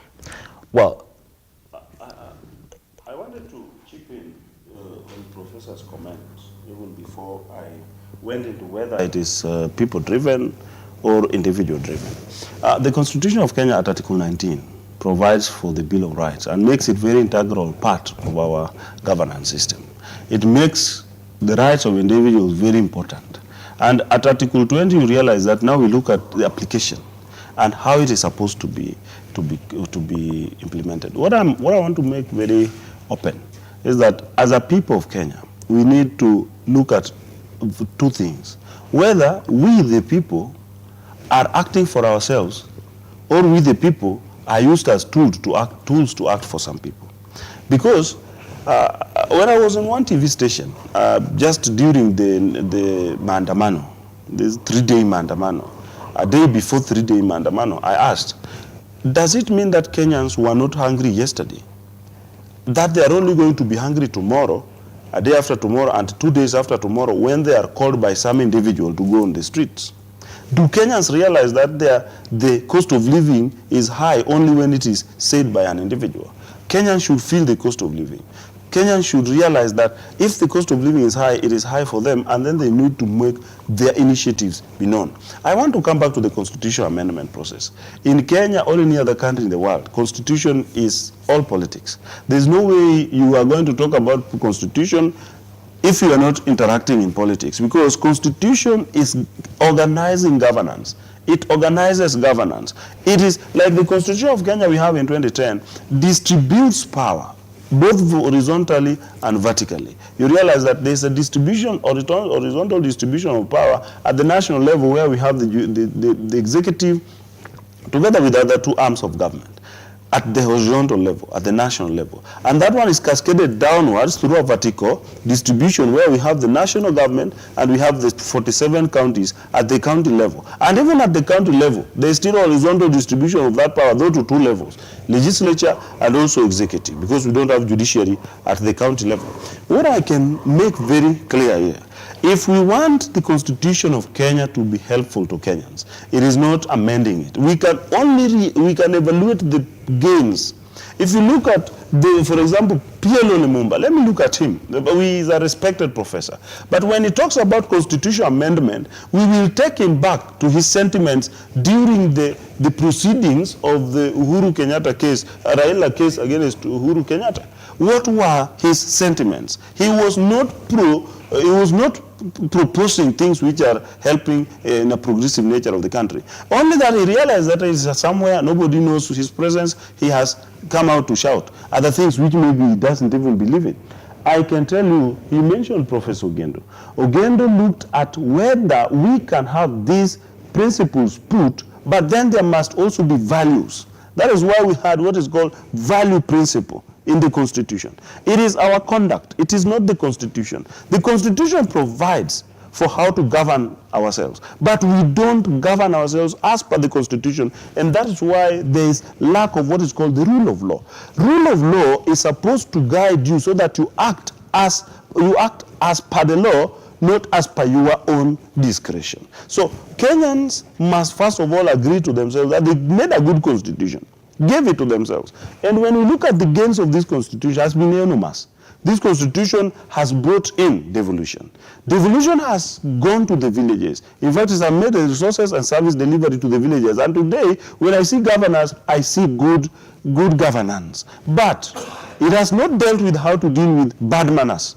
The Constitution has not dealt with how to deal with bad manners, because we have a chapter 6, which we are always told you have to work according to chapter 6. What does chapter 6 have? Chapter 6 have good behavior. But how do we ensure this good behavior? That's why I told the people, like Dr. Kuru Okot, one day I told him, you talk about punguza mzigo, where yet you are in the constitutional making process, you did not ensure that you legislate completely on chapter 6, so that you left it to parliament, which is already comprising of thieves. You leave it to parliament to go and enact how to deal with them as thieves. You now see today our parliament, through Honorable Kaluma, they want to do away with 10 years term. The parliamentarians of Kenya, once in parliament, you always think you will remain there. They don't always want to make these things. So in the constitutional making process, we should have ensured that we deal with these things properly. We are not supposed to leave all legislations to parliament. That is why, in evaluating our progress as a country and the constitution in its service, we need to embrace certain dynamics and make certain changes, or make certain legislation be part of the constitution so that they are entrenched into constitution. There's the issue of this before you cross over to Prof. There's the issue of the two-third gender rule, because it has been an elusive issue, and you don't want to really look at it from the point of there's the achieving of the two-third gender rule in terms of appointment and in terms of elective posts. How do you deal with that? How can we make sure that we can be able to achieve the two-third gender rule? I saw the other day the president has constituted a task force, which is going to look at how to achieve this. And it's something that has been created in almost the past regime. Achieving two-third gender rule depends on two things. Number one, is there goodwill in achieving it? And number two, is there capacity to achieve it? You see, when we want to go to achieve two-third gender rule in parliament, that is electoral process. It should have been very specific that two-gender rule must be on particular areas, because you cannot force people to vote women. You can also not force people to vote men. And now, because we have voted men and we have not voted women, we have to bring so many women in parliament. Or we have voted women, we have not voted men, we have to bring so many men in parliament. But that one makes our parliament to be bloated, makes our parliament to be very expensive. In fact, it should have been, if I'm a member of that task force, I would wish that it be amended that on appointed positions, because elective is so discretional and Kenyans cannot be guided as to who is to be elected where. Kenyans may decide to elect a person with disability. They might decide to elect anybody. So they might be guided, because you cannot sit in your constituency and say this is constituency for women, this is constituency for men. It may be unfair. It will also be interfering with the inherent right of people to participate in electoral process. But when it comes to appointed positions, that is where I wish we could talk about two-third gender rule. I am of that opinion. We need women and men to be on equal level, or maybe two-third gender rule, but it might not be an electoral process. After all, we would even say, let there be one president to a woman, and then the following day we have a man president. Will it succeed? So there are imaginary things which were also added, because you remember our constitution. Let us look at our constitution, the backdrop of our constitution. Where did we come from? Our constitution is a historical development. We came from where there was struggle for the rights of women. So that is how the two-third gender rule found itself so selfishly into the constitution, without considering whether this assertion of this in constitution will be achievable. Because there are so many women leaders who are so ambitious that time they wanted that concept put, and then people who are going to election wanted the votes of women, so they allowed that to be brought. Pretty much. Yes. Pretty much, Mr. Ndick. Yes. Okay, fair enough. Prof, I want to come to you. As Operation Lindo Gatuzi, and Mr. Ndick has talked about devolution and it being a success. But devolution has come with its own challenges. And top on the list is the issue of misappropriation of funds. There are quite a number of former governors who still have pending cases they're accused of misappropriating millions of money, including the former Nairobi governor, Mr. Dr. Evans Kidero. There's the former Migori governor, Mr. Okoth Obado. So how do we deal with that? Because in as much as there are gains to it, there are challenges to it. And even as you talk about that, there is the issue of course, it is stipulated that counties should receive 15%. The BBI had proposed that the allocation be increased from 15% to 35%. And there's the argument that we cannot transfer probably around 60 or 65 or 70% of functions of the county government and give them 15%. So how can we really look into that to make devolution more effective? There is no single governor in this country who has not stolen public money. So I can say, show me anyone who has been a governor, and I'll tell you someone who has stolen money from the public. That's the fact. In fact, that's why I said, if, for example, if Ondieki says I want to have a future in politics, if I want to play at a national level, I'll never vie for the position of governor. Myself, I made a decision. Because you must steal. The people we govern down there don't listen to manifesto, don't listen, they listen to handout. You know, Brian, I don't know if you've attended any political function, may it be a funeral, Thanksgiving party, where the governor stands. They usually say, this is 10 million for choir. This is 20 million for, I don't know which group. They just dish out money. That's what I've seen. I'm sure, Ondieki, as a politician, you've seen this severally. So I made up my mind, because I want to have a clean soul. I'll vie for national politics maybe one day, but I'll never vie for governor, because you must steal to succeed in that place. And after you've spent so much money campaigning, you have to spend more money dishing out to keep positions. I've sat in a rally where James Orengo is. I've seen he dishes out money. I've gone to Oparanya. Now Oparanya was being arrested. Any clean soul that has gone to become a governor gets compromised. So that's given. Now, what is the best way to come up with this system? You know, all the public money which is sent to the county government, all of them are governed by the Public Finance Act. So there is a very clear measure on how every fund sent to the county should be run. But if you look at the Commission for Allocation of Revenue, they don't do their work. In Kenya, all institutions and functions don't work. So the only way to make this happen is to strengthen and to create independence of institutions and functions so that we deviate from individuals. In fact, Operation Ugatuzi and Jamii has always been insisted that we need to not focus on individuals and focus on institutions and functions. So EACC, they have a report in their website that the most corrupt ministry in Kenya is internal security, followed by healthcare. What are they doing about it? They're just there. A Commission for Allocation of Revenue, they have a mandate to ensure that the 15% sent to the counties are used well. We have Auditor General Office. We should ensure the money is used well. We have EACC that they should act on Auditor General's report. No one is doing anything. In Kenya, offices are created for people to earn salaries and do totally nothing. We have IPOA to ensure that the police oversight is done well. We saw police brutality, tell me what they have done. People are killed. So no one is in office. So all those institutions and functions are not working. So Operation Ugatuzi has proposed amendments to kill some of the institutions which are just there to be funded by the public money. How much money do you think is allocated to the office of the EACC? Around 12 billion, isn't it? Billions of billions. You go to IPOA, they are doing around 3 billion. And what are they doing? Nothing. Allocation of revenue. We look at sometimes counties don't receive money on time during the other time. So I'm trying to say, in short, we need institutions and functions to work. And now, if I weigh into the issue of the gender rule, Operation Ugatuzi has a solution. So, Ndeki, I have good news to you that our bill has a solution. There's what we call rainbow listing. It's happening there are out of the 157 countries in the world, 58 countries do rainbow listing.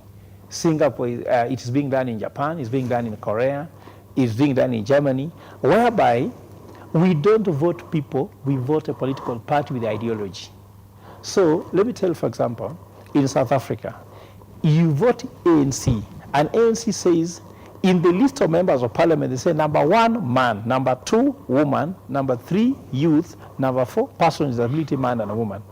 So in that order, you'll find that in the end, there'll be a balance. So we have proposed that we should stop voting people, We should have strong political parties with ideologies.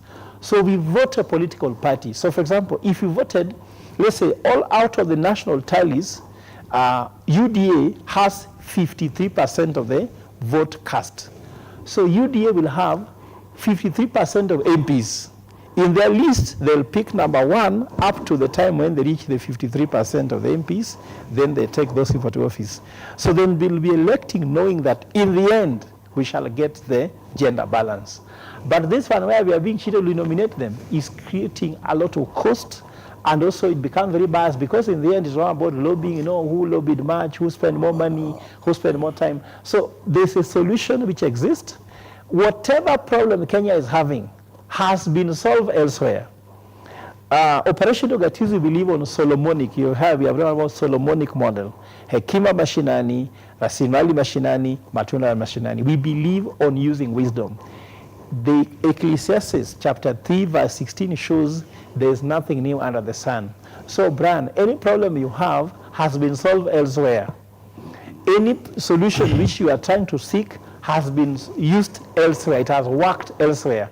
So these things can work. Even when you go now the issue of violence. Do you know now, just to give you a minute, we went and studied and found out that whenever there is election or there is a problem in Kenya, people go to the street for demonstration, mass action, and there's violence.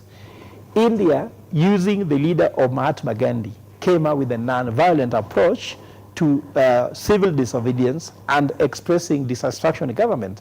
No one ever died during Mahatma Gandhi's demonstration, but they used that to change the country, and the country became much better. So there's a solution. So Operation Ugatuzi is working on how can we have a non-violent approach to expressing our dissatisfaction with the government and removing this speech where we are saying that Mandamano brought devolution, Mandamano brought this. So there is a solution to every problem we have already exists. And I want to encourage Kenyans, let us just look at best cases and learn from the best, don't learn from the worst. Well, briefly, Mr. Ndiek, I just want to listen to whatever Wakili has to say in regards to the two-third gender rule, and as well, we were talking about matters devolution. There's been the tiff between governors and their deputies, and you will never miss a case of a deputy blaming the governor for this, or the governors using the county assembly to kick out the deputy. There's a tiff between governors and the deputies, and there's also the tiff between the governors and county assemblies. And there's, the BBI had proposed the County Ward Development Fund, and the president has been talking about making county assemblies autonomous. How do we deal with that? Thank you. And yes, of course, that has been there. And recently, for the first time, a deputy governor was taken to the Senate for actions to be taken against him. And we saw what happened as to whether, the processes where one is taken to be tested, or the allegations for the things they've committed to be tested. They are quasi-judicial processes where if there is any claim that you have infringed a particular provision, then you're taken through presumably an impartial process or panel for you to defend yourself. I think one of the issues, of course, the issue of the corruption has been the thorn on the flesh in a number of instances, and we see how that is taking the center stage, even in the running of the counties. It has been a bit challenge where the deputy, of course, this comes down to the nomination or election of who becomes the deputy, and what are the values that the deputy should have. Of course, at one point, the deputy governor for Nairobi, I think, Polycarp, resigned. Now, it has been a challenge harmonizing the needs, the roles, and the interests of the deputy with the governor. And of course, I think one of the things that ought to be done, and I said this before, these personnel we give the mandate to lead,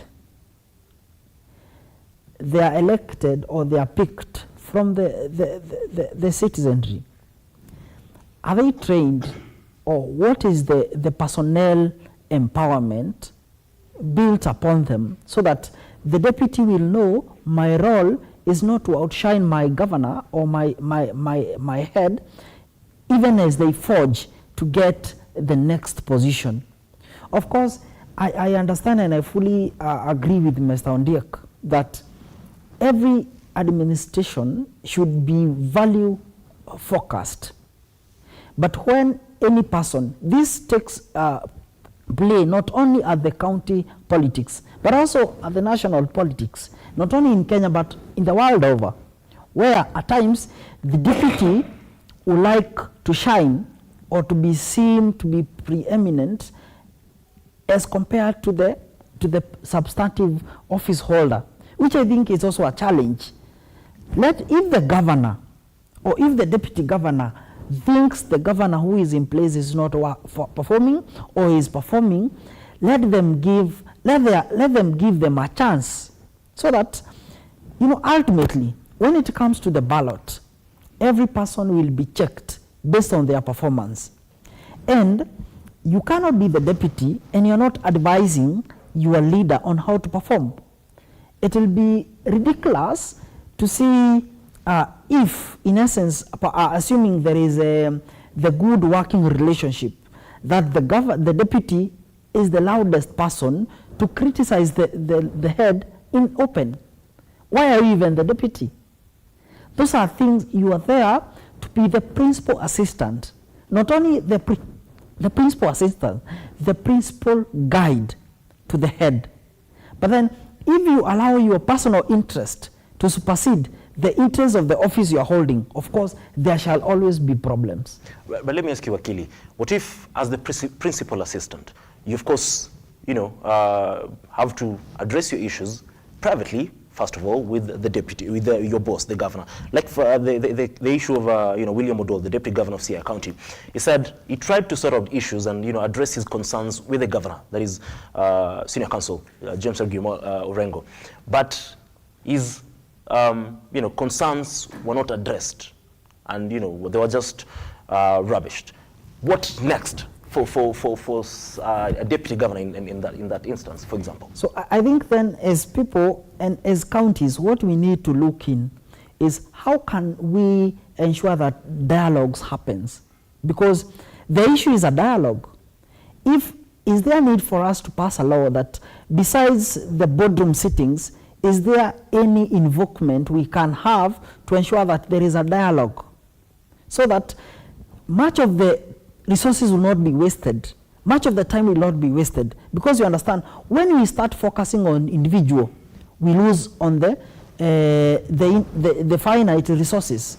So the issue of the dialogue, and how do we approach the dialogue? And I believe there is, like, how the issue of the Council of Governors and the national government was resolved. They were saying they are going to tool down and go to court. Did they go to court? There was a dialogue and the issue was resolved. That tells you it is possible to have differences, but it is also possible to solve those disputes and differences. Thank you, Wakili. Wakili, how can we handle that? Because it is becoming a big problem in the country. Yeah, I purposefully thought we are supposed to look at the value that the Constitution adds to us.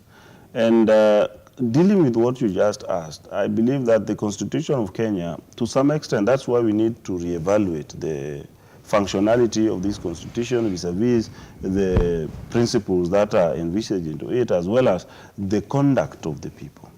All these people who get into these positions are Kenyans. No one comes from heaven and gets nominated or gets appointed the governor, or gets elected the governor, or gets elected to be the deputy governor together with the governor. Even before they become the deputy governors, they know what is their role. And even Rigathi Gachagua is the deputy president. He knows his role very well. And I can tell you, one person I've seen in this country who understands his role the best is Rigathi Gachagua, because he has realized that he has his boss. And he only talks when things which his boss maybe cannot talk about, like the little truth which he speaks about. It makes me believe he's actually a truthful man. The thing is, looking at the place, and Professor here alluded to certain issues for which I raised a point of order. Maybe here in the assembly we are used to point of orders, but here there's no point of order. You come to respond late when so many things have gone. So what I wanted to tell you is that when we look at the two-third gender rule and anything, and how we do our things, it is not the fault of the Constitution. And that is why I would protect this, our Constitution. It has got errors, which I am saying they are systemic. But the structure of our Constitution was very good. And the fact that the rule of law was brought into this Constitution via certain principles, including Article 10 of our Constitution, which is the national principles and values of governance. When we look at Article 176 of the Constitution, which talks about the principles of devolved government. You know, devolution starts at 175 and 74. But when you look at 75, 76, it provides those values. And this is a value-filled constitution. Now, what remains is our conduct. It is about our conduct. The Bible is a very good document, but do we follow it? It's a very good document. In fact, we didn't even need the Constitution if we had the Bible. But what have we done? We have looked at it as a piece of book, and we are not looking at it. In fact, that's what Kenyans are now looking at our Constitution as a piece of book, because the Constitution has made the deputy governor to deputize the governor. But the deputy governors have decided to be competitors of the governor. So do we need to amend the Constitution again to write that you should not compete the governor? If they did not know that they are deputies, will they know that they should not compete the governor? But and I want to tell you, when we were talking about corruption, there's something you wanted to chip in. Yes, because at the end of the day, you are, you might want to call it competing with the governor, but in some instances, it's not really competing, because at the end of the day, if your concerns are not addressed, and you end up maybe your concerns as who? Well, your concerns as who? If you had concerns, you should have run for governor. You are, of course, you are the deputy governor. Yes. You are the deputy governor, but as well, you represent the people. You are the principal assistant. Yes. Your position is stipulated in law. Yes. So you cannot maybe just brush off as automators competing with your governor or your boss just because you have concerns. I don't support corruption, but I'm telling you, whatever Rule was doing was not understanding his role. If he wanted to contest those things, he should have just resigned from that government and talked outside. Yeah, because you cannot be deputy. And I was in a forum where James Orengo was, and all the speaker and the members of our county assembly. And I told James Orengo that he's our father in Siaya. It is him that the highest responsibility is given, that actually you actually need to exercise power. They say with great power comes great responsibility. True. And the person who needs to be magnanimous is not Oduor. Oduor do not have, the person who needs to be magnanimous is Orengo. Let me ask you, if Orengo just called Oduor and said, my brother, I hear there's a complaint, come we have tea, sit and talk, it will be over. Most of the things people talk about is ego. You know what's called ego? Yeah. Ego brings a lot of issues. Whatever is happening in this country is also ego. And I believe it was my time. What I was telling you is that it is coming about, ego is about conduct, an individual. It means if we cannot deal with our ego, even if the Constitution says what kind of good thing, and we can't control our ego at any given time, whether as a minister or as what, you can't run that thing, Professor. Yeah, so what I'm trying to say in short is that whatever is happening in all these things is about ego thing. And I told James Orengo, let's look at the big picture. Siaya has the highest number of concentration of professors. Whether it's health or education, fix it. These things of finding the rule is a small thing. I told the Speaker of the National Assembly, or of the County Assembly, you are also a father. When you are sitting there, there's the MCS are there, you can see the Deputy Governor, the Governor is there. Unite these people around an agenda. All these things are just something like now, Siaya and the Lake region is divided between those who want to be in UDA like him, and those who want to be in azimio like, I don't know, like who? That is not the issue. Kenya needs to unite around the political party we need to be hearing about now, between now and 2027, is development. because people are hungry, people are suffering, healthcare is disturbing them. Why are we in campaign? It's even serious that the president is on top of the car all the time. You cannot build an economy on top of a car. And in fact, I did the numbers. The president is going to spend 80 million by the time he finishes the Western Kenya tour. By opening a project for 5 million, your budget is 80 million. There's another one, I don't know, there's one where they are opening a Tibet. And now, does he expect the president just relax. I was very quiet when you are speaking. What I'm trying to say here is that we need decorum in politics. We need people to be elected who will distinguish when it's time for politics and when is it actually time for development. And for me, it's very unfortunate that it is actually by design that we had election in 2022 and we are back to election mode. The same thing to Raila, he was in Kitengela campaigning. Because what is happening is that the president is busy going to every region. I was Machakos region, Ukambani region, Eastern region. Raila also is beginning to counter because the president has discovered that after azimio mandamanos, his popularity ratings is going down. So it is high time he goes back to his regions and starts building the same narrative. Raila Odinga discovers, so we are back to political scene. And if you want me to state this clearly, there is a very clear JD, and I want to highlight by the fact, by ignoring what he says, that Gachagua knows what he's doing. For me, Gachagua knows something he's doing very well. On the issue of fighting alcoholism, I think this is the best job he knows. There's nothing he is more qualified than this. Remember, he was a former DEO. He knows how alcohol is always being brewed. He knows how policemen protect the alcohol brewers. He knows how alcoholism destroys society. In fact, if something makes me love Gachagua is this, because he knows that with a lot of young people consuming illicit alcohols and people now doing cheap alcohol because cost of living has gone up, so much so that people cannot afford the right type of alcohol. So people have actually diverted to drinking cheap liquor, and the people who produce liquor now are producing liquor which is not just cheap but also dangerous. It is a time to fight this, and that one is doing very well. But on how he's talking like now, going on live television and commenting about the bombers dialogue, that's not his work. Insulting Raila Odinga is not his work.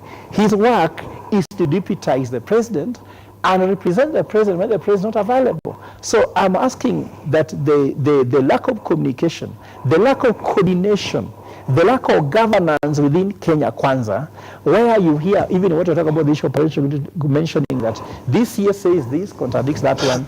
The coordination in government is lacking because not anyone knows their job description.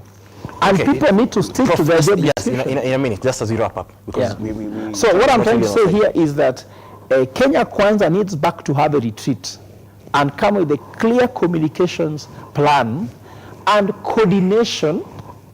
Having Musalia Mudavadi as a prefect of cabinet does not even allow coordination, because the cabinet belongs to somebody. And whether Musalia Mudavadi is in charge of the cabinet, the person in charge of the cabinet is the president. Let us be honest. And the confusion in the structure of the executive arm of government is very clear during those campaigns. It's very clear during any implementation of any project.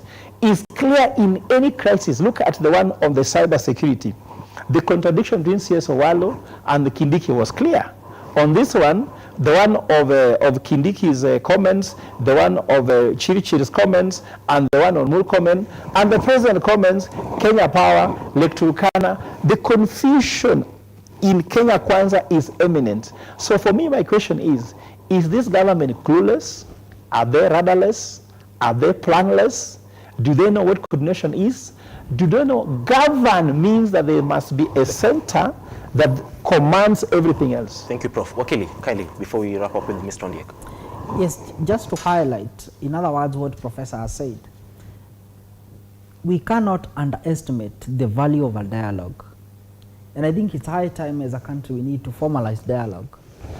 Because if, and Prof, having come from Siaya, and he has mentioned that when the president and when the governor understands their role as the head, and moves beside the personality politics to value politics, that will make it easy for even people who are arch enemies to sit down to focus on an issue at the national government, at the county government, because the protracted disputes will not help anything. So it's high time as a nation we think on how we can entrench dialogue at the county level, at the national level, and at inter-county and national government level, because if there is a systematic dialogue framework, running becomes seamless within and without, within and outside the government, because the operations, the main work of the government is to deliver. The main work of opposition is to criticize, to point out, to ensure accountability. That ought to be there at the national government and at the county government. If dialogue is there, it is very easy to point out the issue of the national concern, and things will be ironed out, including the BBI and the constitutional amendments. If there is a dialogue, public participation is one of the values of the national leadership under Article 10. Thank you very much. Dialogue. I was very happy in the morning. In fact, I came very early because I was invited to discuss constitutional amendments. Okay. And I really understood that this topic was supposed to look at the gains and the challenges that we have had with respect of our constitution. It saddens me when I sit in the same panel and I hear individuals talking about dialogue, which is not part of our constitution. Still sounds the political. I want to tell you that as long as we are going to continue discussing this thing called dialogue, we are not going to be honoring our constitution.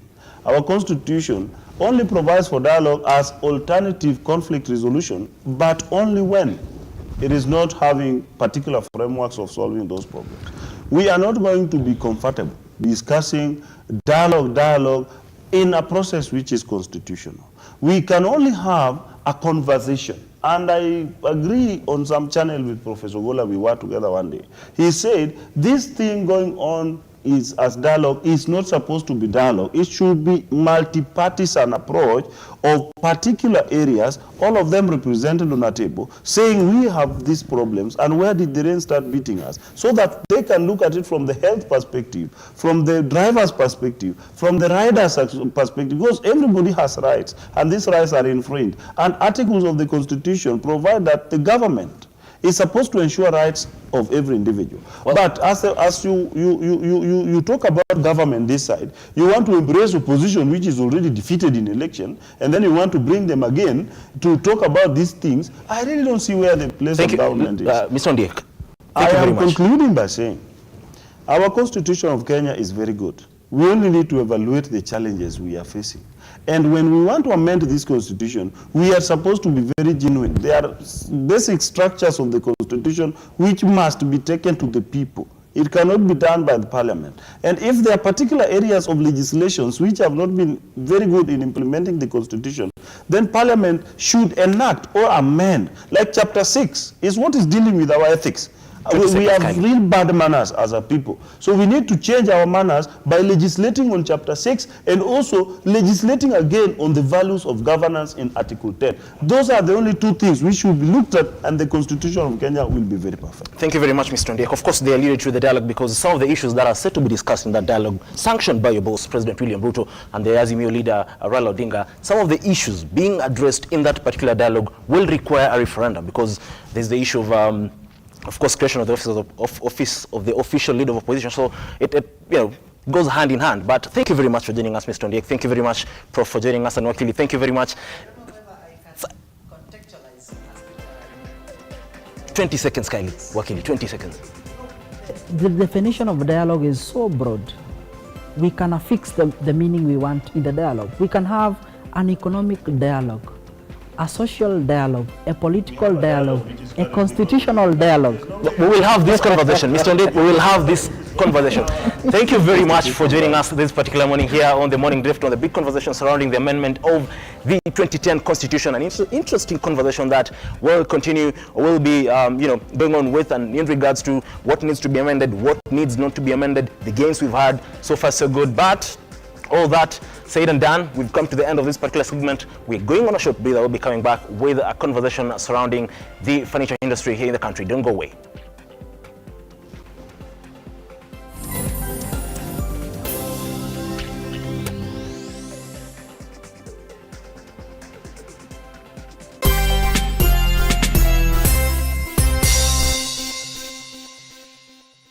Realize your home ownership dream by investing in Brookvale Tuala, a magnificent prime residential property located in